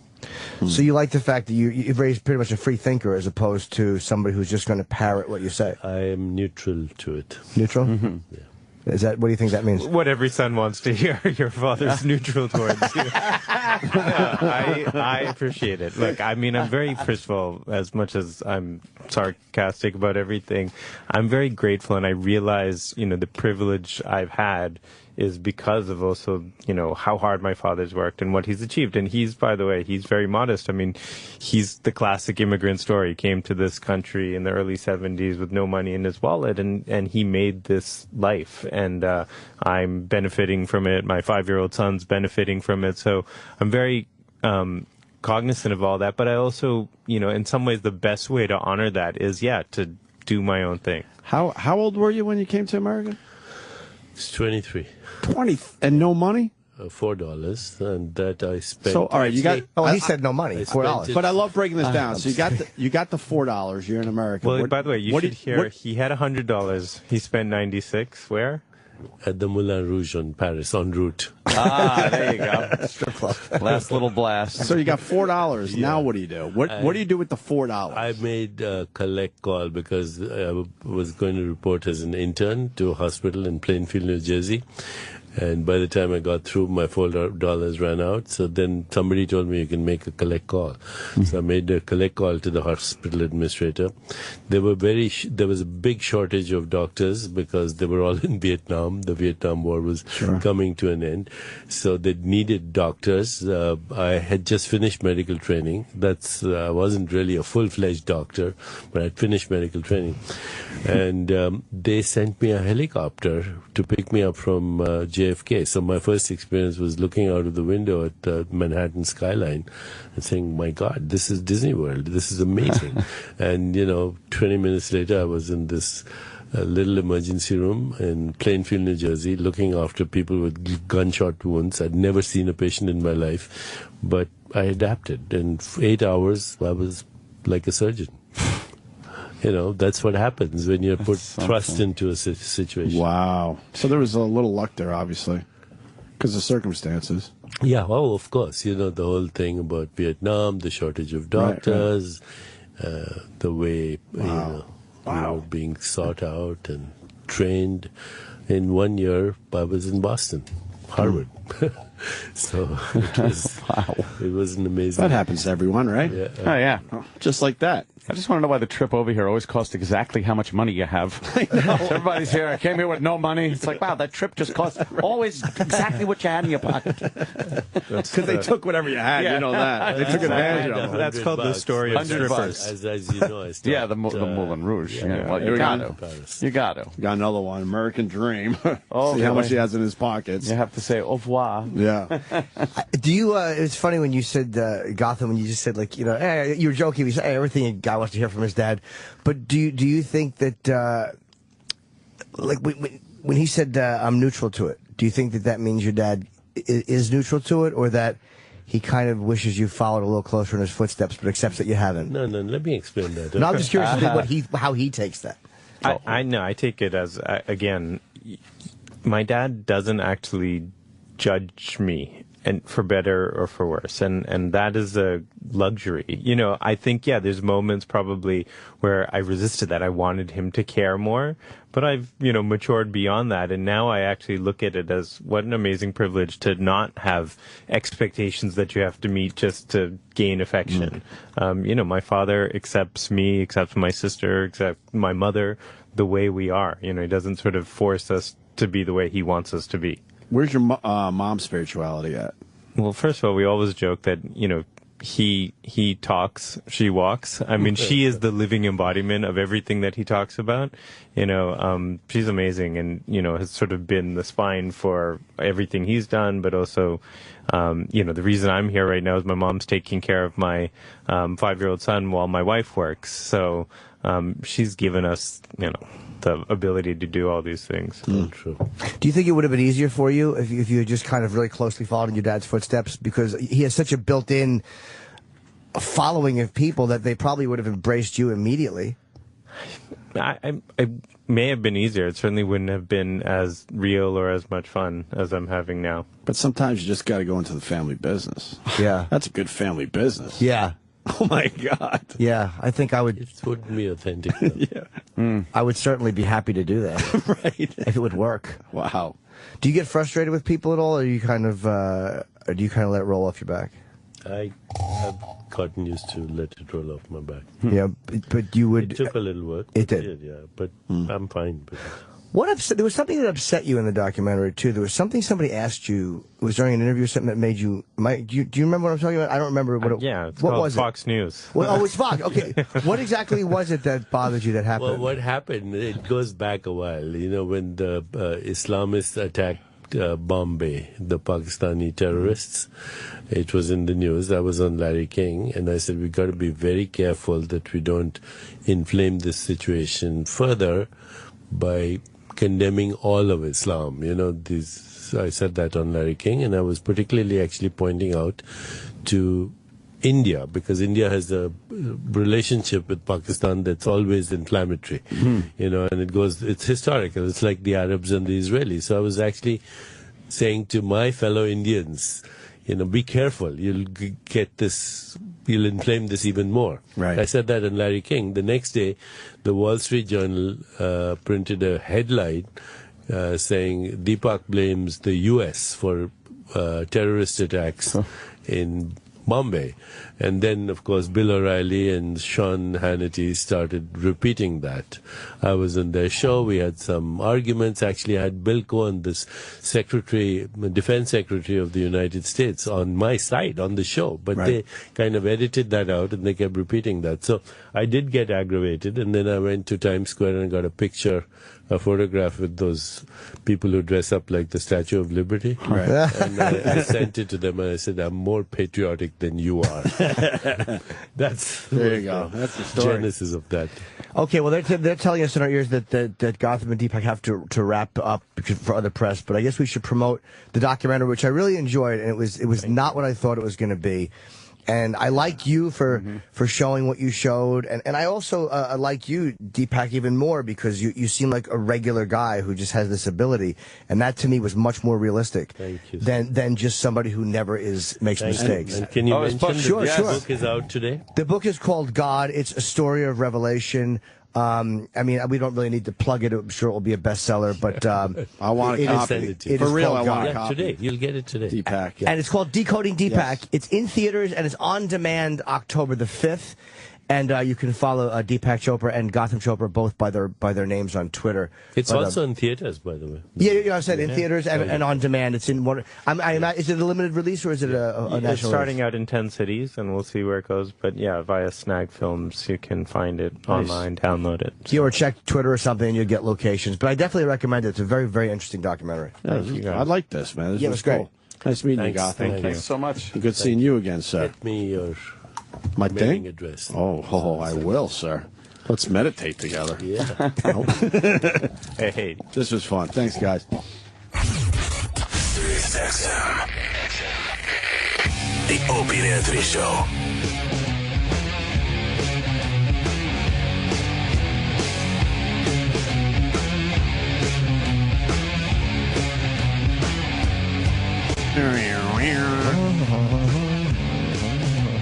I like Deepak. Yes. Liked him. I enjoy both of those guys. I like his son, too, because he's not just an imprint of his dad. He's different. Absolutely. So let's bring Bob in, I guess. Mr. Bob Golub, who I love. Why are you laughing? What's up with this guy? Honestly, nothing. He's just a funny dude. Yeah, of course. Bring him in. He's, Which guy was he out there? That's rolling. He's just the guy. He just looks like a man. Hey, how you doing, man? Hey, what's up, guys? Hey, Bob. How are you, brother? Take a seat. Make yourself at home. All right, thank you. Norton's a big fan. Oh, that's nice. And we're meeting you for the first time. I got one fan at least. That's good. Yeah. Steelers fan, are you? Die hard. It's in blood. Oh, yeah, huh? It's religion, baby. I heard Ronnie B talking about the Steelers yesterday, and he's like, you know, just because the uniforms look like they used to doesn't mean it's the Steelers team.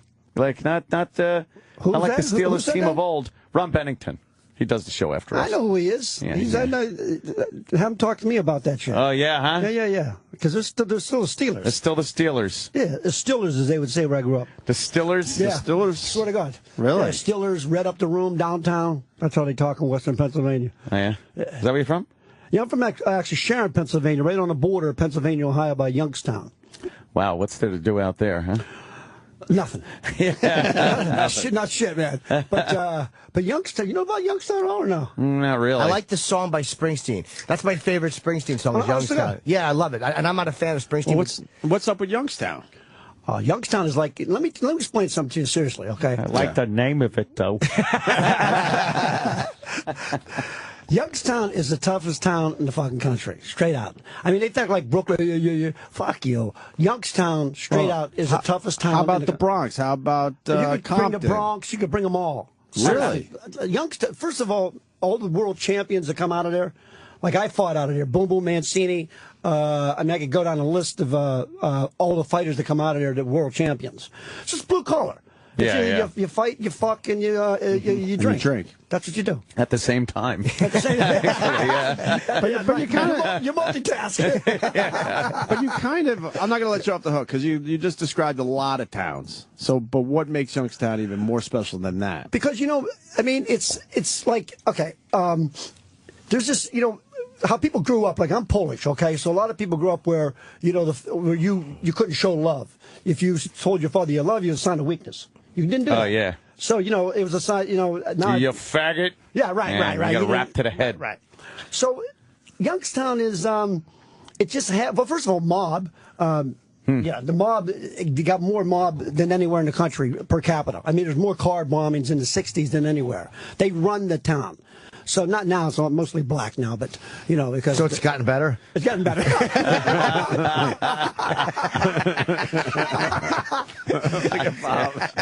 But no, I'm surprised you guys haven't heard of Youngstown. It's like, I've heard of it. No, we've heard about Youngstown. I don't know much about it. I've never talked to someone from there. You know where a lot of champions have come out of, too, to talk about it? Philly has some tough people. Philly. Even though there's probably a section of Philly that's not nearly as tough, which would balance that out, but they put out a lot of fights. Philly. Yeah, but Philly got 2 million people. Youngstown has like 400,000. I mean, a million. I mean, the actual town is only about 300,000. But Ernie Shavers came out of there. Oh, yeah. And He was a tough fighter. Huh? Ernie Shavers was a tough fighter. I think Ali said he was the hardest hitting guy he ever fought. Was Ernie Shavers? Yeah. I mean, when he fought Larry Holmes, I don't know if you remember this. Larry Holmes was kicking his ass. He's just waiting for that one big fight, one punch. He hits him in the head, knocks him in the corner, and he would have knocked him out, but he swung like far out as opposed to close up, and then Holmes just covered up, and he would have beat him. No one wanted to fight him because it wasn't a money fight. What if I can fight Larry Holmes? I mean, I'm sorry, Shavers? Why are you going to fight Shavers? Right. There's no money for it. But Ali would fight everybody. He did. But what's this fucking guy do? He makes $500,000 fighting Ali. He goes out, gets himself a white chick, leaves his fucking wife, buys $500,000. What a shrew. Goes out, fucking unbelievable. Buys a $500,000 house. He gets $500,000. Buys $500,000. He gets rid of his wife, gets some fucking blonde white chick. And I'm like, are you serious? Now I don't know what he's doing now. I think he's cleaning up shit in Youngstown. Well, there are certain stereotypes. And the Youngstown people are checking in. Every local congressman and senator from the area was protected. Some of the most illegal activities ever by elected officials. Oh, yeah. Do you know Jim Traficant is? No, who's that? Jim Traficant is from Youngstown. He's unbelievable. James Traficant? Yeah. He had the worst wig in fucking... That's right. Yes, I know. That guy's from Youngstown. Guy's hilarious. Dude, check this out. Why is his hair so fucking awful? Well, because it's a bad hairpiece. Yeah, I know, but he's got to know that by now. Why doesn't he, find something else? Well, here's the maybe deal. it's his look now. Well, look, he lived on a houseboat. Okay, he's the only person, check this out, the only person ever to beat the government on a RICO charge. Wow. And he defended himself. Check that out. He defended himself. What does he have? He knows something. I pitched him for a show, and long story, but But you pitched him, or you pitched a show about him? Well, they were can I talk? Oh, yeah, okay. All right. So True TV they were looking for a companion piece for Jesse Ventura. Oh, boy. I went and said, look, I got Jim Traficant, and I really didn't have him, but I got him real quick. And quick.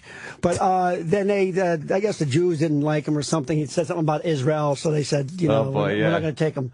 But it fucking cost me a lot of money. And I got him. But see, the guy is, if you know about this guy in Youngstown, for example, when he was a sheriff, when they were shutting down everything in 82, like it's happening now where people are losing their homes, he refused to foreclose homes. So as a sheriff, he became famous. Now check this out. This is really fucking great. He got money to run from the Cleveland mob. The other guy got money from the Pittsburgh mob. So when they said, hey, we want you to do something for you when he got in, he said, I'm not going to do it. And they said, we're going to kill you. So he going on national TV and says, here's the people going to fucking kill me. And so he became famous. They had him on 60 Minutes, and then he became a congressman. And is that why they didn't kill him? Because he was so vocal about it they couldn't? He went right on. He said, look, here's who's going to kill me. And I can even tell you the names because one of the guy was after me at one time, but they were serious. This is serious shit. Why would they be after you? I was in prison for drugs and a couple of things. It's little things that happened. But how much time in prison? 2 years. And you did for too? Pot, yeah. Wow, for pot? Yeah, a lot of pot. A lot of pot. Like a joint behind his ear? Because there are a lot of people that get pissed off that people go to prison for pot, but if it's a lot of pot. This is a money-making venture. Well, I consider myself like Mitt Romney. I was a job creator. I created a job, so that's right. How much did you get caught with? Well, here's the deal. How much do you admit to? I was doing about 200 a year, 200 a month. I do about 200 pounds a month. And it was that shitty pot, that Mexican shit, back in the 70s. Oh, my God. Get a 4-finger lid. That's right. For like nothing. 3.5. 3.5? Yeah. I do the Jewish 3.5. 3.5 finger lid. 200 pounds a month. And it was all like fucking stems and seeds. You got to take out your Yes album, fucking clean it like a can of gold. People see these stems are taking all my time, on my way. He knows. Exactly. He knows that double album. Or you try to just you'd get lazy and try to roll a joint and fucking stems are just poking through the paper. Yeah, right. And then the little smoke could come out of it. Yeah, the fucking seed would go off like a rocket engine. And you just get this smoke going sideways off the thing. I gotta tell you what I did. This is so fucking cool. I can't believe I'm telling you this. Shit. It was wrong. First of all, I want to say it's wrong. You don't remember the blackjack firecrackers?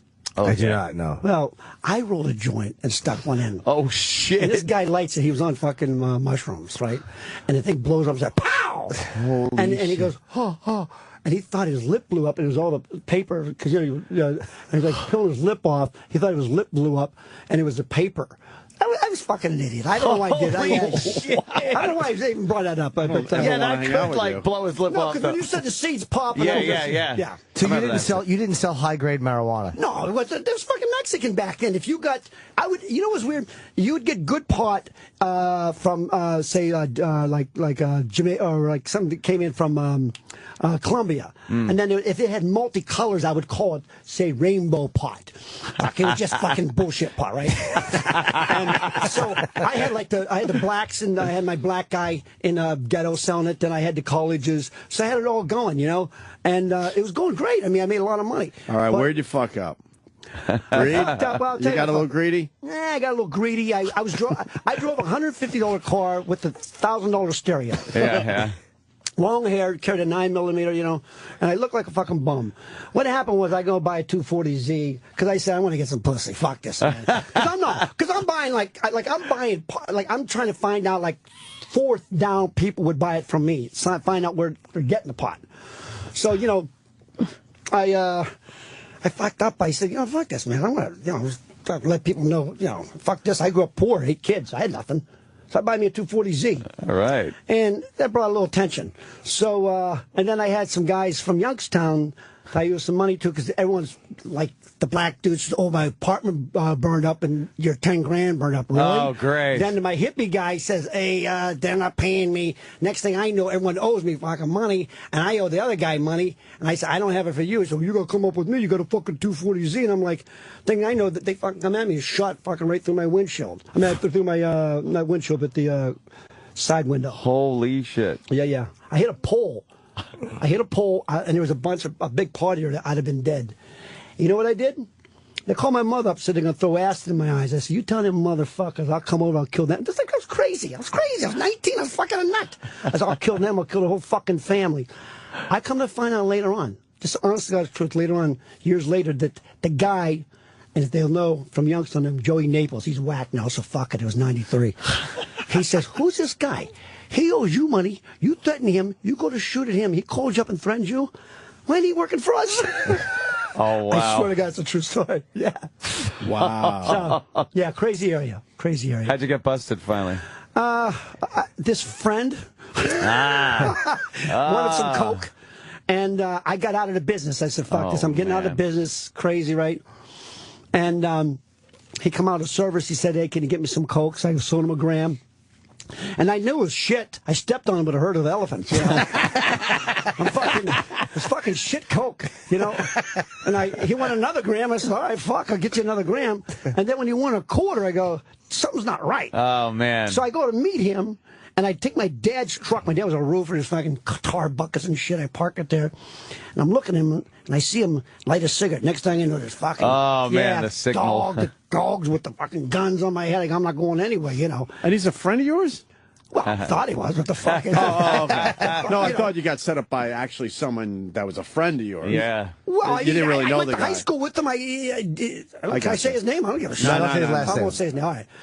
But he was out of the service. He comes home and says, hey, Bobby, how you doing? I says, David, how are you doing? He goes, hey, man, can you do me a favor? Oh, that's and low. I got out of the business. I said, fuck this. That's some low shit. Yeah. So the guns and the So dogs. I ended up going to prison for coke, even though I didn't sell coke. You sold a little bit. I know. Here and there. Well, you sold to that guy. Yeah, but that was a favor. I was doing him a favor. I wasn't selling it. It's like, you know what I mean? It's like a favor. How was prison? It was great. Really? It was the best thing ever happened to me. Turned your life around? Turned my life around, cleaned up, start reading, so I got in shape, fought, used to fight, go around prisons, fight fighters. That was great. Wait, you're a fighter? Yeah, I used to fight. Were you good? I was great. Yeah. Huh. Was he, Jimmy? I don't know. I mean, I know he's telling the truth. I just don't know. I didn't know him then. No, my brother beat Harry Aurora to end up being a world champion. But I wrestled in high school. I was a wrestler then. But I fought, and I went to a prison. You're going to track up. You guys are jocks. My number was Z00. I was a 91th inmate. Zoo 91 was my fucking number. I was a 91th inmate in a brand new prison because of the federal and state joint prison combined. And so I was in this new prison. And I eating healthy, we're growing our stuff. I got my teeth fixed. Oh, it was a good prison, huh? They called it a country club. So I would go and we start a fighting team. We'd go and fight other prisons. And I fought in Western Penitentiary in Pittsburgh. It was a maximum security prison. I went back then, Jimmy. I swear to God, I go there. It was like 1,500 inmates. Now, you got to remember, I'm like 19. And I look like I'm 14. Oh, geez. These guys want to fuck me. Oh, my God. I'll jump over 3 bond bitches, get your ass, motherfucker, and I'm going in the ring. There's 1,500 people pounding on the fucking table. And, because all of a sudden this guy comes out called Animal. No teeth, fucking bald head. And then Animal. And they call me Rocky because Rocky at the time was out, I'll jump on 5 bitches, get it out. Fuck you, man. I'm trying to act tough going in the ring of these 1,500 people. Guess what? I had that little weakness in my knee. This fucking guy come out. And there's no way he was my weight because he wasn't there for weigh-ins.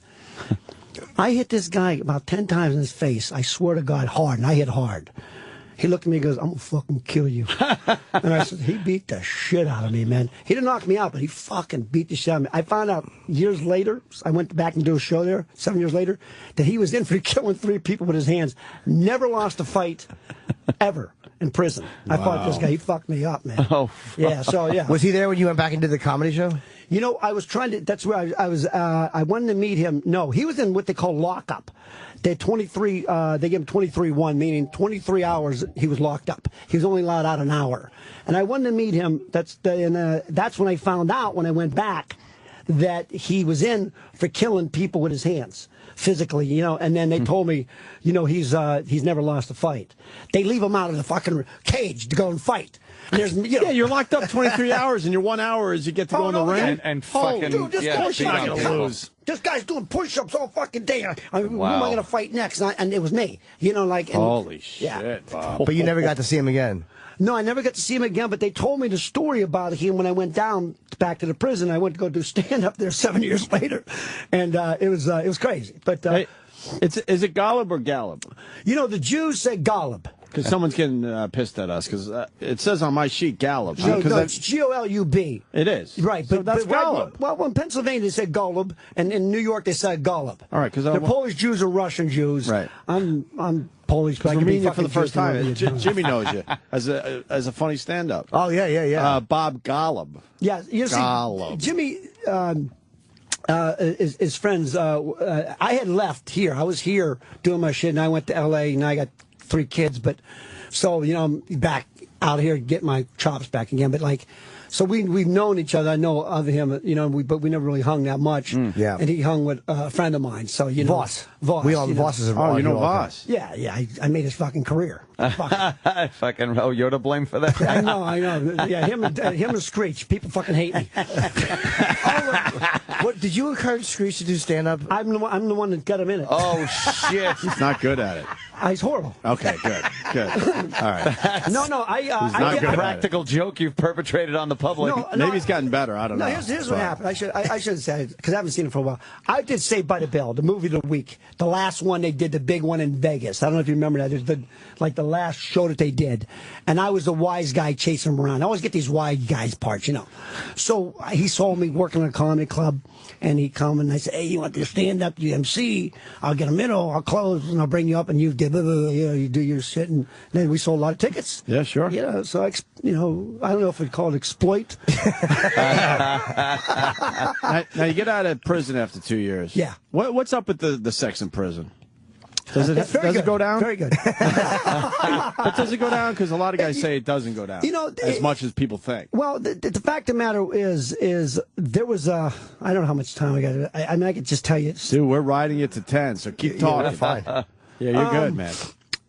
See where I was at? No, because it was like we were in like huts, kind of like it was a brand new prison. It sounds like you were living better in prison than outside. Well, I'll tell you this. Show you how this works in life. There was a guy that was in there that I digress here just for a second. No worries. That knocks this guy out, his teeth out with a pipe. So they put him in prison, right?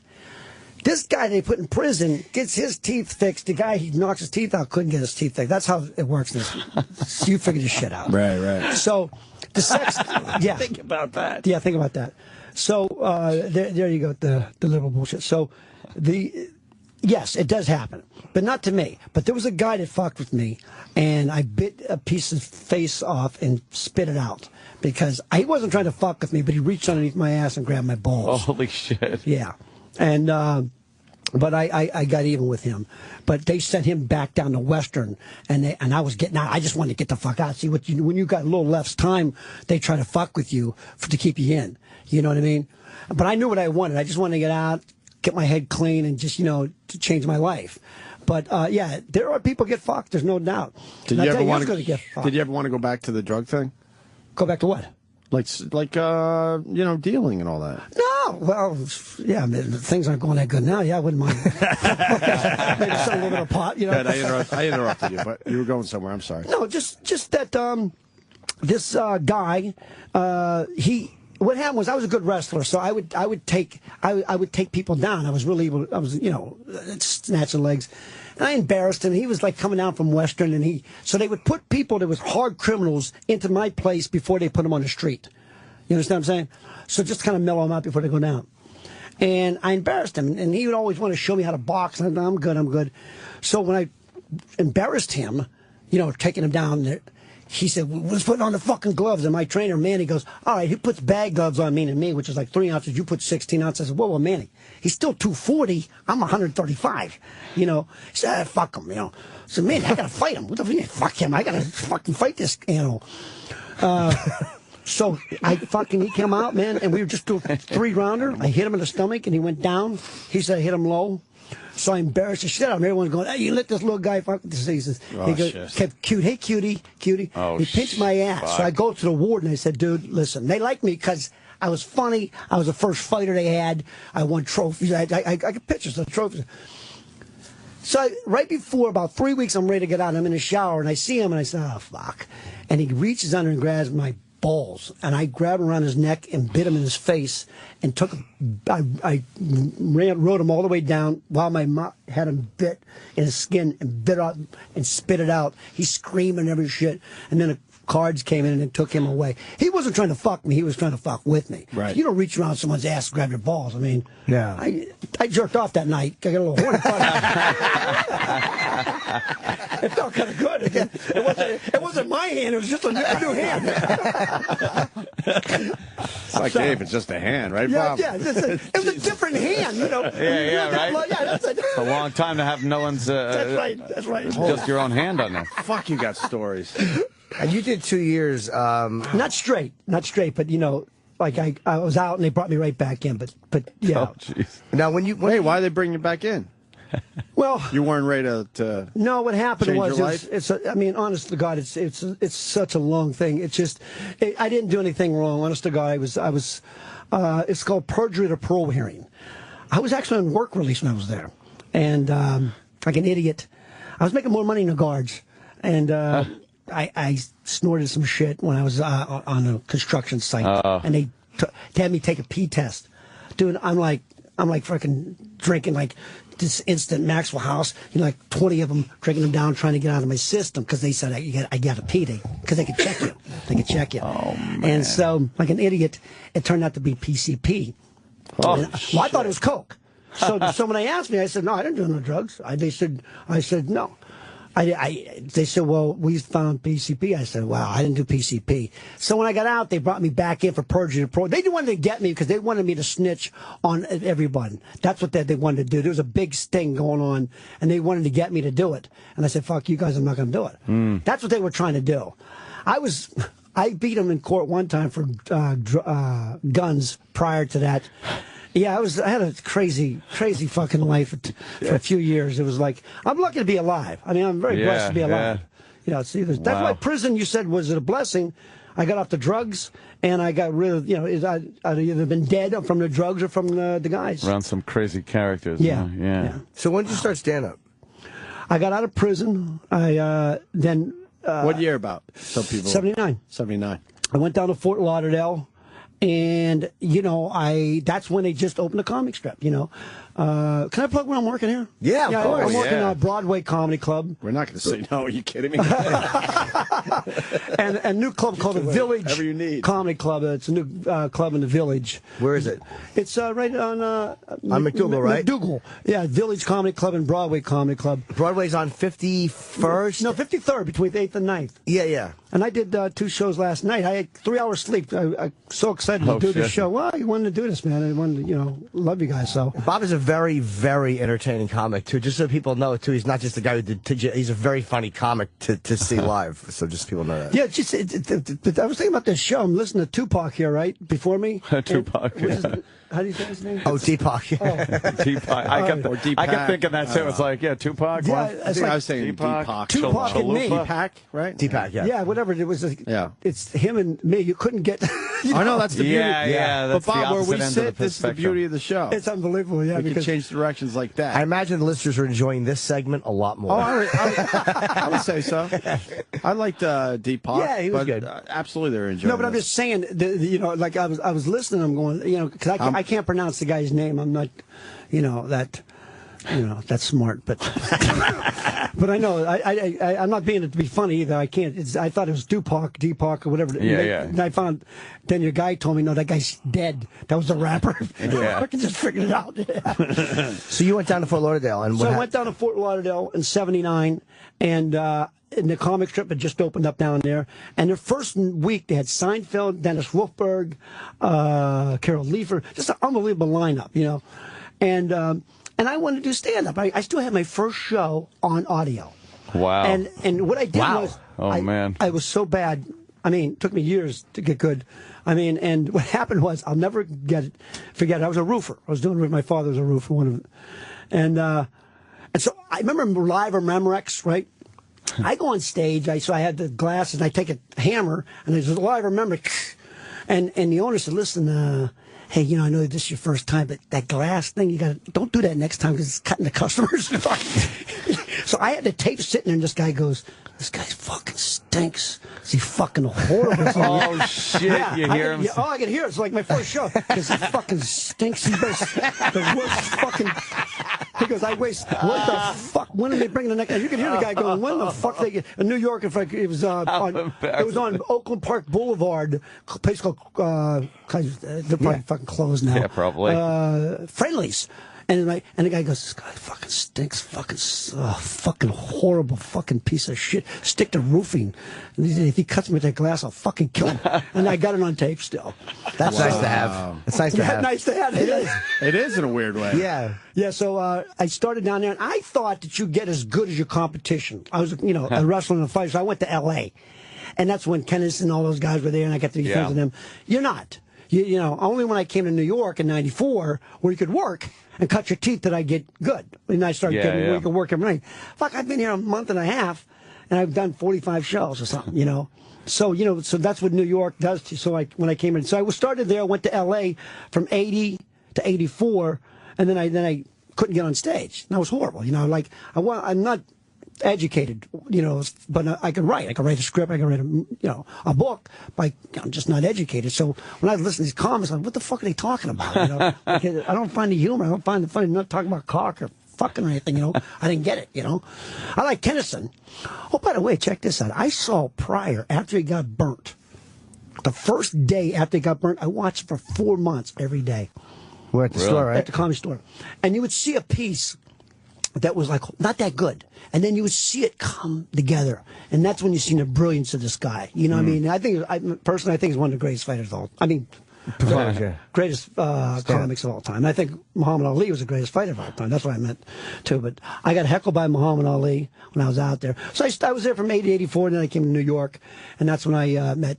Wait, you can't pass over. I got heckled by Ali. Yeah. Yes.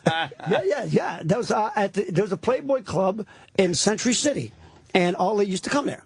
And Ali, there I am on stage, and Muhammad Ali is there, who my fucking idol, Muhammad Ali. This is when he was able to speak, Now, at the end, it was like, I think him and Pryor was the only one to understand each other. Toward the end, they were the only two people who understand each other.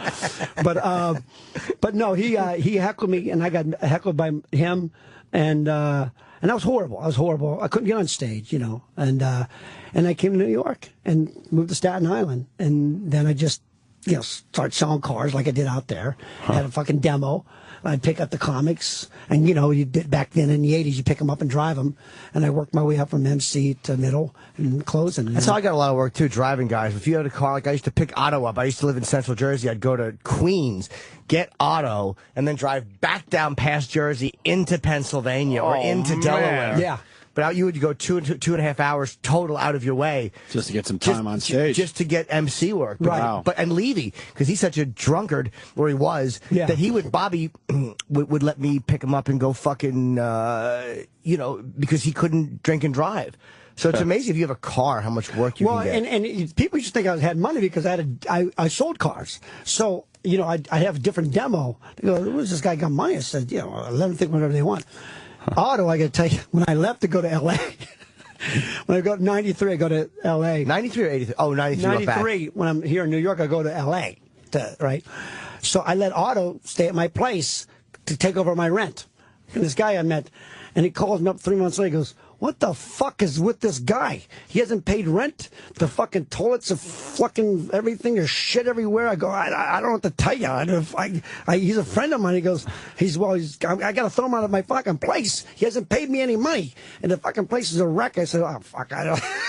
Are you saying that Otto behaved irresponsibly? I find that difficult to believe. Figure that one It might out. have been George. I don't know. Otto would blame it on anybody. But I find that hard to believe that Otto behaved irresponsibly in the fucking early 90s. Wow. How'd you wind up getting that little part in Goodfellas? I read Wise Guys from Nicholas Pileggi, and it's the first book I ever read back to back. And there's a guy named Jimmy the Gent Burke in there, who I fucking loved. I related to him. I actually became him, like big family, prison. I could relate to everything he did except kill people. I never killed anybody, So I said, how do I get to Scorsese? And again, this is another long story, but I'll condense this. I started doing research into Jimmy the Gent Burke. I went down to John Gaudi's place down in Queens. And I go, can I talk to John? They go, oh, fuck, who the fuck are you? I said, well, I want to ask him about Jimmy. Jimmy the Gent, Scorsese's doing the movie. He goes, oh, fuck, what are you? Get the fuck out of here, you know. So they you know, naivete. So I go down there. You got to be crazy to want to go talk to John Gotti. Well, I was holy fuck. No. But you gotta understand something. Is that I was doing research. Like I spent 6 months of my life figuring out all I wanted was an audition. Right. I just wanted an audition. First of all, they didn't know the name of the movie. It was going to be Goodfellas. So I go down and I'm like I go down to try to meet John Gotti to find out about Jimmy the Gent. I go to Lewisburg Prison in Pennsylvania. He wouldn't meet with me, and so I was trying to do research. You know, I never acted. I don't know anything about acting. I never studied. I don't nothing. No agent, no manager. So I found he had a lawyer because you could call Screen Actors Guild and find out who represents somebody. Oh, right. But no one represented Scorsese. He had a lawyer, so I would follow him around.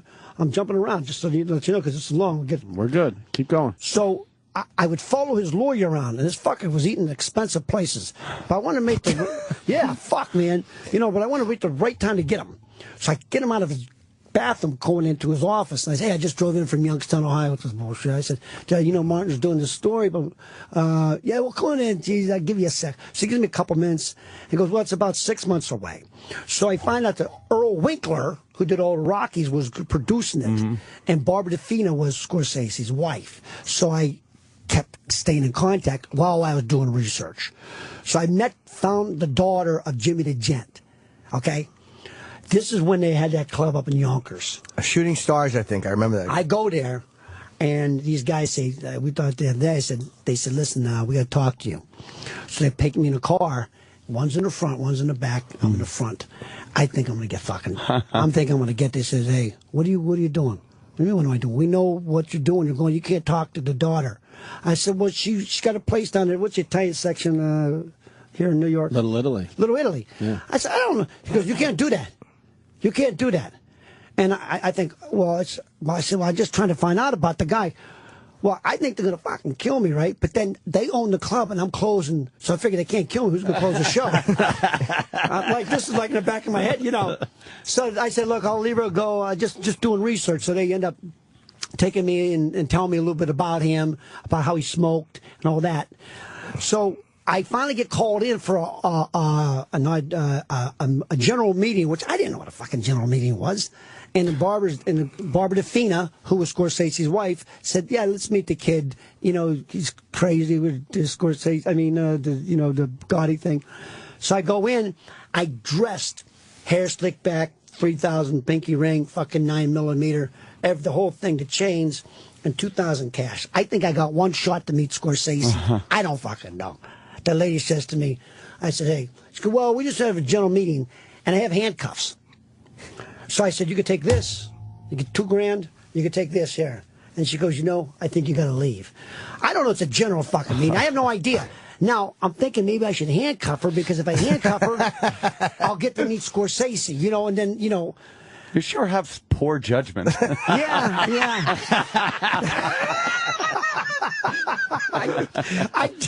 But holy shit. So this is really an unbelievable situation. There's this point in your life where I got 6 months invested, and I'm looking at her in the eye, and she goes, you got to go. Because I'll never forget, because in her office, she's a really good-looking casting director. Behind her was the one that cast for Woody Allen, because I could hear her on the phone. And she goes, well, you know, this was a general, and you can't do this. And I said, well, I'm going to handcuff her. But then I says, fuck, I'm not going to handcuff her. All right, I'll go. I'm on a train now, you know, I'm playing that shit. I'm on a train now, like fucking crying like a little baby. 6 months of my life, I blew this, you know. I get a call 2 weeks later. She says, look, Marty will meet you. Okay, you come in and get some sides, but no gun. Marty don't like guns. Don't come with the hair slicked back. Just come as you. You know, so I went in, I got the sides. I went in, I read for the part of the diner where they kept burning down the diner. and that singer ended up getting it. Oh, yeah, Tony Darrow. Yeah.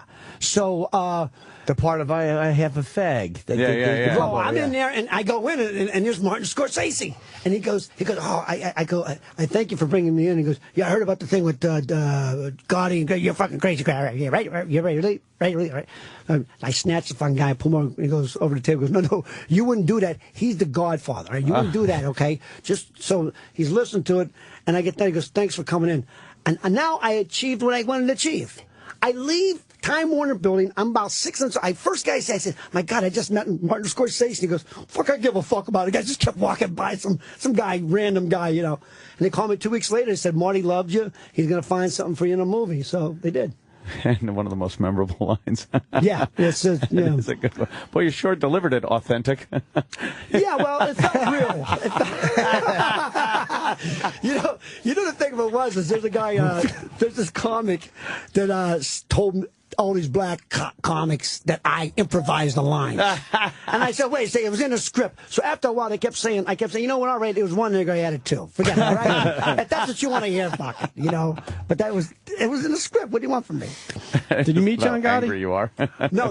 What happened was when I went down. They stopped you at the door. Yeah, the guys were out there, you know, and I think at that time they probably had the cameras and everything, and I'm probably on tape somewhere with the FBI, and they probably said they might have thought I was a jokester or I don't know. I don't know what they thought.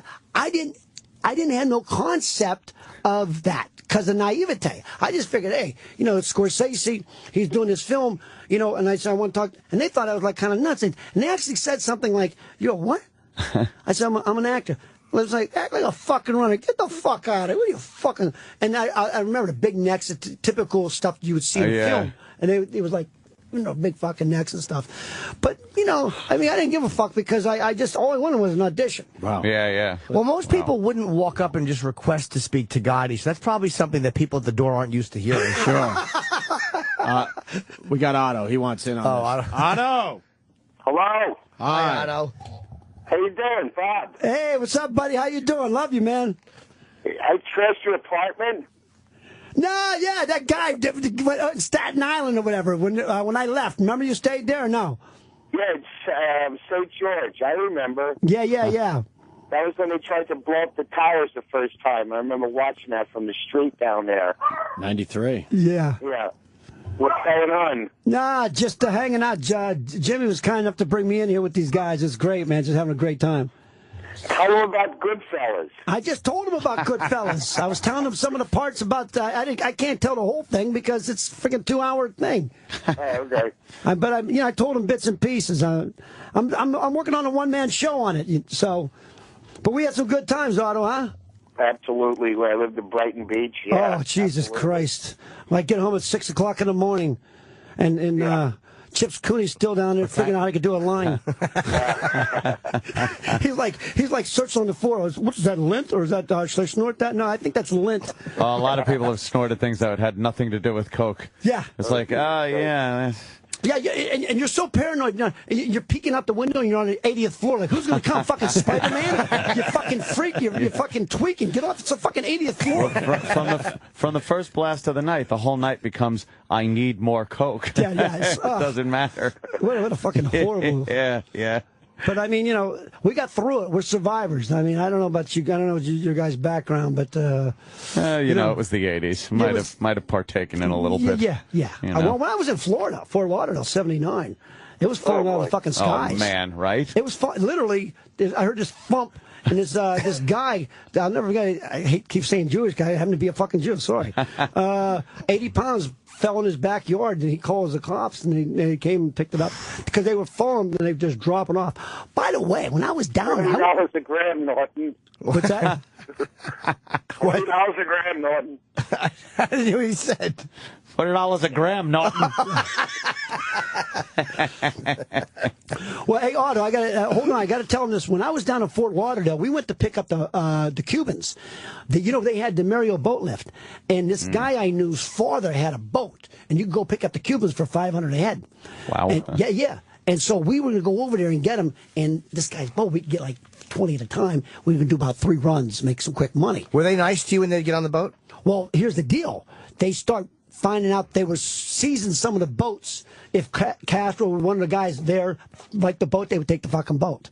This is when they were. So this kid said, "I can't do that. This is my father's boat. So we're gonna go pick up some Cubans for $500 a head."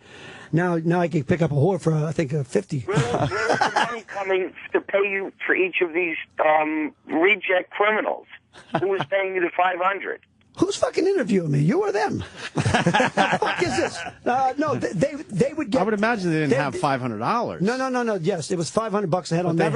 I never forget they figures. had it. I mean, yeah, it was $500 a head. I never forget. One thing, I'm not that bright, but I never forget numbers. Was it from them or from the government to bring them back?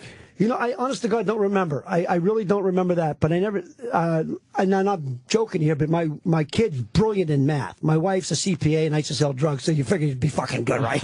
He's fucking brilliant in math. I never forget numbers. It was $500 a head. I don't know. I don't think it was the government. I think they were paying $500 a head each person for us to pick them up. But that's what people were doing. They were running and picking them up. I'm amazed that they were able to get $500. Well, I mean, if you want to get out of the country, you'll figure it out, right? Yeah, you figure it out. Yeah. Huh. Otto's dog is are you barking? Is that a new character? Hey, Otto, I got to see you before I get out of here, man. I'll be at the Stand Thursday night, tomorrow night. You'll be where? Oh, okay, the Stand. It's a new club. It's a good club in New York. And where is it, Otto? I'm doing the, I guess it's like 20th and 3rd. Okay, yeah, I did a set there. It's really good. Hey, have you been to the Broadway Comedy Club? What? Have you been to L's Club, the Broadway?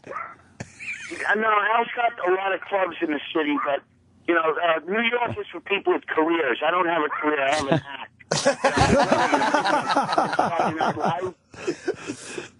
No, it's nice. No, you got to go to the new one, Village Comedy Club. It's really nice. It's nice. It's a nice club.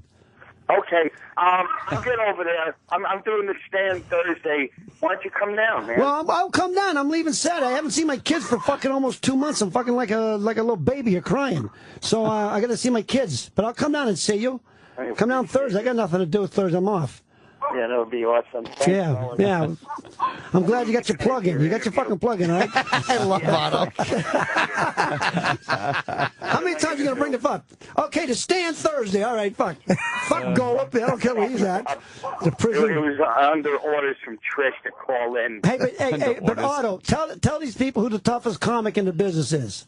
Bob can fight. He's absolutely a scrapper. No, but who's the toughest motherfucker? I'll beat anybody's ass. I would say Rogan. You know what? I got to tell you something. I like Rogan, and I think he's a tough fucking guy. But see, he's, you know, I'd have to hit him with a brick. I'll be honest with you. Rogan's a pretty tough fucking guy. Yeah. But I'm not afraid of him. With a subway. I'll fight that motherfucker, huh? What's that? I said hit him with a subway. That might work. I'll hit him with George. I know you would go on Rogan in that scrap, but you know most comics are pussies. You can win most battles. Dude, you know me. I'm not afraid of anybody. But that doesn't make, you know, I'm 55 now. I'm still fucking fighting. What's wrong with me? I would love you to hit Voss. You know how happy that would make me? I wouldn't want to mess up his new teeth. Do you think they look good? I have no. They look like the ugliest. They look fake. I mean, look, here's the deal. Don't have a hairpiece if it looks bad. You know, Al Martin had a hairpiece. And I said, it looks horrible, so I shot a wad in it, right? And this is true. I shot a fucking wad in Al's hairpiece. We were working. Hey, Otto, you done with your plug? Yeah. All right, I'm going to come down and see. Hey, I love you, man. I miss you, man. Thanks, Bob. Have a good day. All right, brother. The dog is barking. No, this guy had a hairpiece. A mess. And it was the worst fucking hairpiece. Now, we're down in Florida, and they wouldn't put the other comic up. I said, well, fuck it. I want to bring my buddy down, Al Martin. So I said, he can stay with me. So we had 2 beds, right? So he's a big, kind of robust guy, and he's on the side, so he's fucking farting and snoring. I'm not lying. And I said, so I had to fucking lean him over for block one of those fucking holes. So his hairpiece is on the thing, and I said, you know what? I'm going to shoot a fucking wad in this. Because I told him, I said, get rid of this fucking hairpiece. You look like fucking Fred Flintstone. It's the worst fucking hairpiece in my life. And you know the acting, you know how much of an actor you have to be to imagine that to be a pussy? I mean, I had to fucking imagine this nasty fucking hairpiece. So I shoot a fucking wad in this thing. And he wakes up. He goes, "What did you do?" I come out. I didn't do it. I had to do it in the bathroom, you know. And I bring it and put it on the thing. He goes, "What'd you just do?" I just shot a fucking wad in your hairpiece. It was a fucking $15 hairpiece. I go, "That's the worst fucking. You got ripped off." And he goes, "I'm gonna wear that." I go, "That's what I'm telling you." Now you never wore a hairpiece after that. Yeah, I've never seen him with one. That's what. Yeah, That was it. Yeah, yeah. I mean, you did him a favor. I did him a favor. But think about it. You got to fucking jerk off and look at this fucking hairpiece. And I got to look at it as a vagina, a hairy fucking vagina, you know. But you've lived a life, Bob. Yeah, I've been a life. But I'm a survivor. I'm still around, man. You know. You do any drugs or alcohol these days? No, I smoke a lot of pot. I've taken a break because I'm out, and you know. But yeah, I've been clean. You know, keep my head clean. I got 3 kids. You know. What ages? 6, 11, and 14. Damn. Yeah, young. Yeah. And so, you know, I don't know. You guys got kids at all? No. I got one. One on the way. Yeah. You got, well, you know. Another one on the way any, hour at this point. Oh, really? Yeah, any day. Wow. Well, yeah. It changes. You know what? Honest to God, it changes your life. I mean, they're good kids. They're good kids. I will tell you a story. I can tell you a pot story. They had one of those play day bullshits. And a couple years ago, right? They're fucking. First of all, I was telling your booker, my fucking son calls me up. He's in Malibu, and I go, "Where are you?" He goes, "I'm with Dane at some place." And some guy, weird fucker, got a bunch of dogs named Bob Dill. I said, "Bob Dylan?" I said, "Put your friend on." He goes, "Yeah." I said, "You Bob Dylan's house?" He goes, "Yeah." I go, "The fuck? I grew up poor, 8 kids in a fucking small town. He's at Bob Dylan's house. They got all these contacts." So I use my kids. Play dates are very simple. The mother got to be good looking, or they got to be able to do something for my fucking career. That's it. That's it, right? So they're supposed to come up the loft, because I'm working, right? So 2 years ago, I take a little hit, I blow it out the fucking window. So Peyton comes up, and I says, "Peyton, what are you doing up here?" So I want to show my friend the loft. And he goes, "Yo, what's that smell?" I go, "That's my medicine." I swear to God, his friend goes, "My dad's medicine smells the same way." I said, "Well, we had the same doctor. I had to fucking cover myself." Jesus. Yeah, because you know, I have a license where I live. There's a medical. Well, yeah. You need it medically. Well, I got colitis, so it helps me. You know, helps my shits. But oh, do you shit a lot? I'm good now. I'm good now. I'm good now. I got my shit under control. But if you don't know about that, you know about colitis? Yeah, it makes you shit a lot. Yeah, but I'm good. I drank some coffee today. I haven't shit. I have a friend that had it. Yeah. Or has it, I guess. Has it, yeah. Are they liquidy shits? You never really get rid of it, right? Well, yeah, I take medicine. You control it a little bit. Yeah, I take medicine on it, but I'm good. You know what it is? Honestly, stress. They will never fucking tell you guys, and I know stress is a motherfucker. You know what I'm saying? Like, look at this. This is your body. This is now unstressed. Now I feel stress coming on. I say, fuck it. I eat stress and fuck you. I eat it right up. So I don't get stressed out no more, and I'm okay. You know, I've been, you know, but it fucks you up. Yeah, it's terrible. Stress is fucking terrible. Wow. Are we done? I mean, it's about 10:10. Yeah, I guess. Our show is finished for the day. Bob, you certainly come back. I'd love Golub to come back, is man. a Thank you very much. very enjoyable man. Jimmy was right. Because I didn't know about you. He goes, "Trust me, Bob is..." I love Bob Golub. Bob's awesome. You know, can I tell you, I was here about 10, 12 years ago. On our show? Yeah. With who? I came here, and I was only on for a few minutes, and I couldn't mention Howard. Oh, wow. I was here that long ago when I went to say his name. You go, whoa. Because, I couldn't mention because I had... Can I say it now? Yeah. Oh, I couldn't mention Howard Stern's name. Wow, it's way back at NEW. And you know what? That wasn't us, though. Yeah, it was. No, I mean, it wasn't us. Oh, no, I know that. I know, but there's a going. Because I taught him what bitch smack was. He didn't even know what it was. It's old now, but he had such a hard-on for us. That right. He insisted we weren't allowed to mention his name. And I went to say, and you go... There's a whole fucking thing. Yeah, this was like fucking, what, maybe 12 years ago, possibly? Or something. Yeah. Wow, so, yeah. I guess I'm memorable. But, yeah, all right. Let's get the plugs out properly. Yes. Bob will be at the Broadway Comedy Club, which is on 53rd between 8th and 9th. When are you there? I'm there tonight, and tonight also at Village Comedy Club. At the Village Comedy Club on McDougal Street. It's down the... No, is it Greenwich? Fuck. It's in the Village. Look for Village Comedy Club. Yeah, it is Village. Village is in the name. I know that much. Yeah. And just find out. These are very easy things. Just look them up online. But Bob is very, very funny and a very entertaining stand-up, so I would recommend him highly. And I got a Twitter, right? Are you on Twitter? Oh, yeah. Polish Madman. But I took it off my Facebook because you guys were laughing at me because I had a fucking nickname, the Polish Mad. They call me the Polish Madman, and then the fucking doing it. I took it off. I'm like, yeah, you got a little gimmick, Polish Madman. So I took it on my fucking Facebook, but I left it on Twitter. So if you want to. Fucking doing that. You try a little something and they just attack you for having a gimmick. Of course they do. No, you know what happened was some paper just knocked their teeth out. No, some guys called me the Polish Madman in an article. Right. So I used it, and then everyone, hey, Polish Madman, you freaking little gimmicky. And I just took it on my Facebook, but I left it on the Twitter thing because let's get him some followers. Let's follow the Polish Madman, it's just Polish Madman. Yeah. Polish Madman. Yeah, tell them to buy my fucking DVD. I'm getting ripped off. Dodo. It's good. It's a good thing. It's about when I grew up. Cool, man. Anybody else, Jimmy? Nope. October, I believe. October 25, 26, 27. My first shows ever at the Philly Helium. It's selling well, so thank you. And I think October 19th, I'm in... That's a great club, by the way. I heard. Vegas. It is good. I've done a guest set there once. And I loved it. October 9th, Club Madrid in Henderson, Nevada, right outside of Vegas. I've done it once. It's a great, great club. So I'll be there. That's it. Cool. Nice. And Bob, I fucking love you and I'm happy. And, and if anybody's looking to hire me, I'd like to fucking work. I got 3 kids. You fucks. 3 kids? 3 kids. That's why I'm not working, I guess. Fuck.